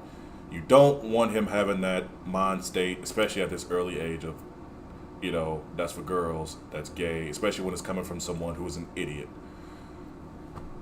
And I can't, like, I have no argument against that at all. The only thing, like, my only thing I can say is, like, he'll grow out of it, but also, he really shouldn't have it. I shouldn't say he really shouldn't have it, because it's going to be a point probably when he gets in school, and he's going to be around those idiot boys. But at the point when he's in school and he's around those idiot boys, I don't know if you've met me. Yes, but I know, you'll kill a kid. I'll straight up fight a kid. I will straight up fight a 12-year-old. I don't give a shit. I don't care. I'll fight your mom too. Well, I mean, like that age when we were young, where was doing like that. But that's what I'm saying. Is at that age, it is my intention as a parent to teach my child to stand up for himself and for others. So I'm not worried about it. But he has to know that that's what is right. Yeah. Now, right? Because if I'm going to impose any knowledge on my son, it is that everyone is equal. And you treat everyone with respect. Yeah. And you treat everyone with equal respect. And if you want to play with a goddamn fucking Barbie doll, you do whatever you want. They can suck my dick. If they got a problem with it, they can come to me. And then I will teach them something. And it will not be pleasant, and they will not like it. But that is what we will do. And here's the thing. My son does have some girl toys. Like, he doesn't have a lot. He doesn't gravitate towards them. That's the thing. When you're telling your son you can get whatever you want, you're not telling him go buy girl things. Yeah. Right? You're saying if that is what you want to do. Just grab a toy. That's the toy you want to explore and play with right now. Do it. If your son is playing with Barbies, he's probably mimicking, like, interpersonal relationships between his G.I. Joe and his Barbie based on what he's seeing from you. He's learning. If your son wants a baby doll, which mine loves baby dolls, by the way, he wants to have little brothers. Yeah. It's not because he wants to be a mommy. My son, took all 4 of his baby dolls, Put them on my He lap. has 4? He has 4 Why because did so you we give bought him 4? we bought one, and then we bought one that we didn't know was a baby doll because it's a Jack from The Incredibles. Oh, yeah. So we got one of those. But it's a baby! And that was his first baby doll, and that's why we knew he liked them, because we were just buying the character from The Incredibles. But Jack is a baby. Right, and then he started calling it his baby doll, so then we got him a real baby doll, right? And so he was carrying that one around. And then one day I took him to the store and said, okay, we have $10, you can buy whatever $10 toy you want. And one of them was a set of like the twin baby dolls you get at Walmart. And he said, then my babies can have brothers. Okay, these ones are wearing pink, but they're brothers. It's fine. He masculine genders everything. Our cat, however, he is convinced is female. Because he's and a the boy. cat is a boy. Because he's a boy. Oh, whatever. That's It's- fine. it's a child I don't thing. judge him for that. I don't give a shit how you gender people. You're not old enough to really understand the concept. Exactly. It's hilarious to me that you call everyone a man, including me, but the cat is a female, and he's actually male. That's hilarious to me. But Like I said, it's something that when he grows up, and also with you teaching him, he's going to grow out of. Yeah. Because most boys, men, all that shit, we grow out of that shit when we get to high school. Like, you saw when we went to fucking, like, elementary school was the old boys go to Jupiter, get more stupider, girl, all that shit. Girls got cooties. Then when we decide, when we get fucking hair on our dicks, it's like, oh, girls are cool. gross. I know, I'm sorry. But even before that, I mean, I'm pretty sure your son is going to be interested in girl. Well, I'm sure that he not would be gonna predict fine. it. But I don't if- like what Tanner's doing right now. I mean, you don't like Tanner in general. That's true. That's true. But if it gets to that point, then you gotta tell Tanner and tell this chick, be like, look, this dude needs to stop being around my kid. He needs to stop being around your kid too. If you're a good mother, well, I'd pull that card. Like, if you're a good as a mom as you say you are, you would not have this fucking idiot around both your kid and my kid and saying all this fucking dumb shit for no reason. And then when they get older and they spew this bullshit and stuff like that, like, no kid should be acting like this person. And I agree with that. Like, if this dude is saying all this stupid sexist bullshit, But it don't matter what I say because Tanner brings both children around this dude. no, that's what I'm saying. I'm saying I'd say to Tanner and to the girl in front, like, together, be like, I'd say like, fuck Tanner. I'd say to her, like, if you're a good mom card, I would play that. Be like, if you're a good mom as you say you are, you would not have this like you would have. Like, I'm just, if it got Yeah, this communication, fruitless and pointless, and let me tell you why. No. I'm saying if if it I got to tell that point. Tanner anything at all, I'm not saying Tanner. he is going to ignore me. So that's part one that's not going to work. If I tell her anything at all, she's going to smile and nod and listen and pretend like she cares. But just like with Tanner, she's going to go do whatever the fuck she wants. That's why you slap that bitch in the face. That's what we're getting to. That's what we're getting close to. Or calling fucking child services. Oh, that's the other thing. I'm pretty sure she's moving in with him. He thinks he's being real slick. He thinks I'm stupid. I'm not. I mean, not even, I think I met him once, but just hearing about him, he doesn't sound like the smartest person in the world.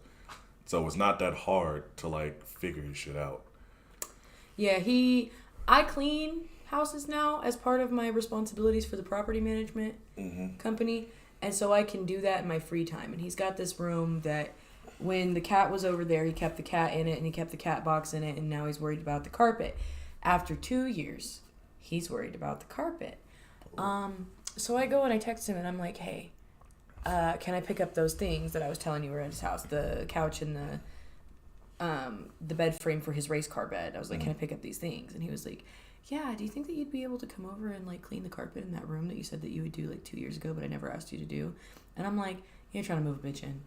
Yeah. And here's what really frustrates me about that. You're trying to move a bitch in to my son's room because you're trying to move this girl into your 3-bedroom house that we bought for our family, by the way, that you still live in. You're trying to move this girl into our 3-bedroom house that you bought for our family with a bunch of my furniture still in it, right? Mm-hmm. And most of the kitchen utensils and stuff I bought. Most of the furniture in that living room, well, at least, like, part of the furniture in that living room, I bought, I painted, it was mine.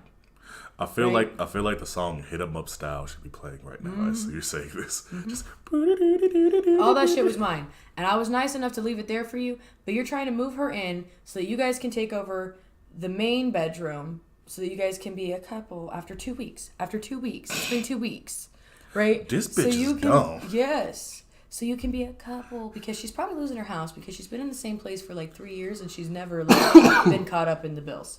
Right, so I would not be surprised to find out that she was in financial crisis. Like, whatever.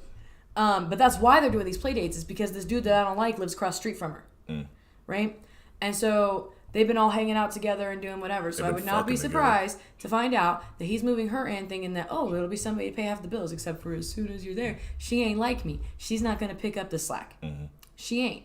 She's been doing this so long on her own that she's going to let you do it. And then you're going to fuck it up because that's what you do. Because I know. And then the dude that you said is saying sexist comments is probably going to move in and they're going to be fucking each other. No, because he's got like a wife and a kid. And they've been fucking around, by the way. I mean, shit, he might be fucking around with them too. That's what I'm saying. This is a whole shitty situation that I'm supposed to just be okay with. Right? A whole shitty situation with a lot of moving parts that he doesn't even take into consideration, right? Like, to him, it's all normal. Which is not. Not even remotely. And anyway, so he's going to try and move her in, and then Tristan will have his room, and then he'll give Maverick the slightly larger room, right? Because why wouldn't you? It's just not your kid, you know? But you don't want to have to do the work to move stuff. So you're going to move Maverick into that room, and then they'll share space, and they'll be brothers, and you'll live your happy little fantasy until you realize that she don't keep her house any better than you do. And then that bitch crazy. And she's not going to work as hard as I did. And then that bitch crazy. And now you have 2 kids to take care of. And that you already don't want the responsibility for the one. Also, I have never seen this girl actually get cute unless it specifically was date night. So she's going to be walking around the house looking like a troll. I don't know if she can cook, but I ain't never heard nothing good about her cooking. And we went over there for parties. So, do with that information what you will. That bitch can't cook. Right. And it's not because she's female. It's just because she can't. So, I'm running down right now a list of things that he could be getting out of this relationship from living together. Pussy. But even that, no, because if you recall, Tanner don't want to give nobody dick. You giving her some, probably. No, I don't believe that. Why? Because this bitch got she don't like giving dick. Like she don't like? She don't like giving dick. She don't like getting dick. Yeah, whatever. And he don't like giving it, so they're probably compatible on that front. So it's probably just a lot of them hanging out, spending time together, and being like homies or whatever. And right now they're in the middle of that infatuation phase, which I already did with him. And this is what it looks like. The infatuation phase. I'm going to attach myself to your hip for 4 months or whatever. I'm going to love bomb the shit out of you. I'm going to form a trauma bond. It's going to be an absolute fucking nightmare for you. Because as soon as I know that you're hooked, I'm going to start exploiting you for all the things I know that you can do. And here's where the issue is much like his last girlfriend before this, who was a meth head. Yes. Right? Much like the last girlfriend before this, she can't do shit for you. You think she can because she's been a single mom and she's been doing shit on her own for the last couple of years. That's cool. That sounds awesome. She's exhausted. And she's not going to want to come into this relationship looking for relief and do all of the work for her and now you as well. That's where you got me fucked up. You caught me in that situation because there wasn't a dude before you and I wasn't a single mom before this, right? Now I know what that looks like. And if we're together, this is a 50-50% partnership because that's me taking breaks. I get to take breaks now. That's what you're here for. That's your job. Breaks and dick. That's all I need from you. Thank you. Right?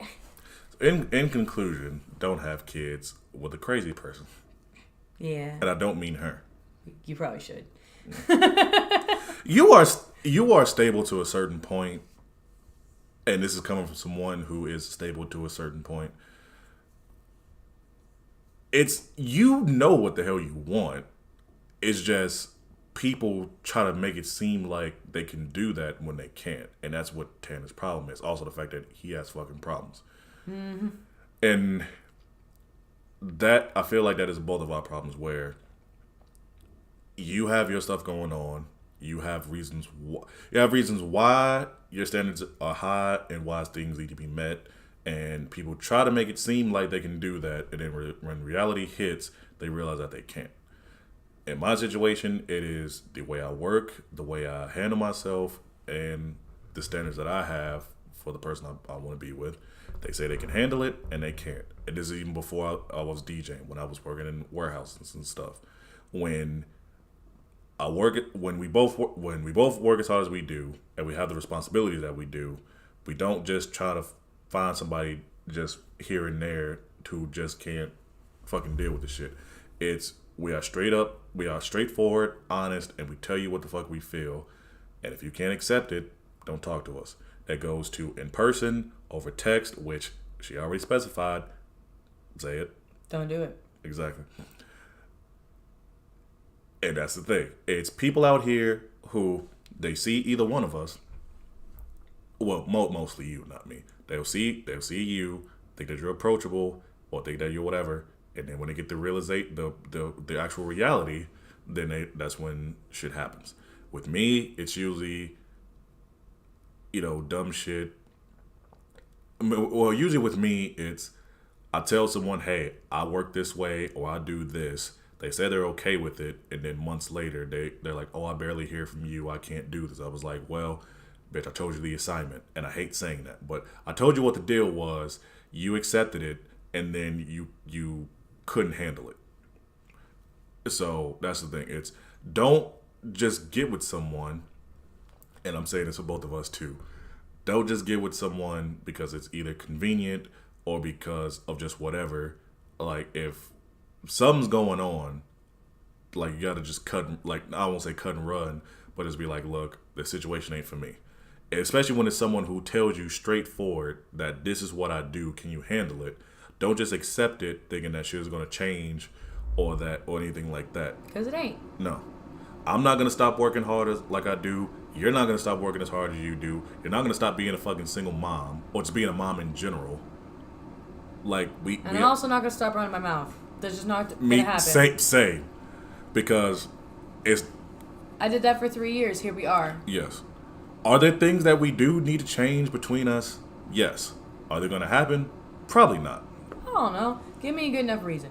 Yes. Because my entire standard in life at this point is you have to impress me. That's really fucking hard to do, but you have to impress me. My thing isn't even to impress me. It's, do you have a brain? Because if you ain't got a brain, fuck off. 2, do you have common sense? And then, yes, I know that kind of goes with do you have a brain, but you can have a brain and not have fucking common sense. And that's what I've been seeing a lot of. I said this earlier. You can have a fucking college, you can have a fucking master's, a PhD, or anything like that. But if you don't got fucking common sense, you a dumb motherfucker. It's 7:30. All right. Damn. It's getting close to 7:30. All right. And with that last rant, again, world sucks. You all, not all of you, but most of you suck dating wise. That is going to be the end of the podcast. Thank you, Cass, for being on the podcast. As long as it's not Casey. Whatever. You're not leaving yet. I know, I'm getting my cigarettes out. I know. But do you want to plug anything? Or do you want to... Do I want to plug anything? I ain't doing shit. Hey, there's this guy. You should do stuff for him. And also Lace is really cool. Lace has been on here. I do shows, right? But I don't know when they're going to be or where. So you can add me on Facebook and you can get posted art that way. I also sell art. That's cool. If you have a teenager who really wants to learn how to draw anime, you can hit me up because I'm about to be doing art lessons in the park. And there's this dude, Taylor Campbell, and if you're in the music industry, you should hit him up because he's really looking for help. He's a really cool guy. I like it. I might hit him up. He's a really dope person. Yeah, he'd love to work with you. Also, check out her OnlyFans at Big Boob Baker. I'm kidding. No. Yeah, no, I don't have an OnlyFans yet, but I'm working on it. I just gave you a name right there. That's not the one I'm going to use. I know.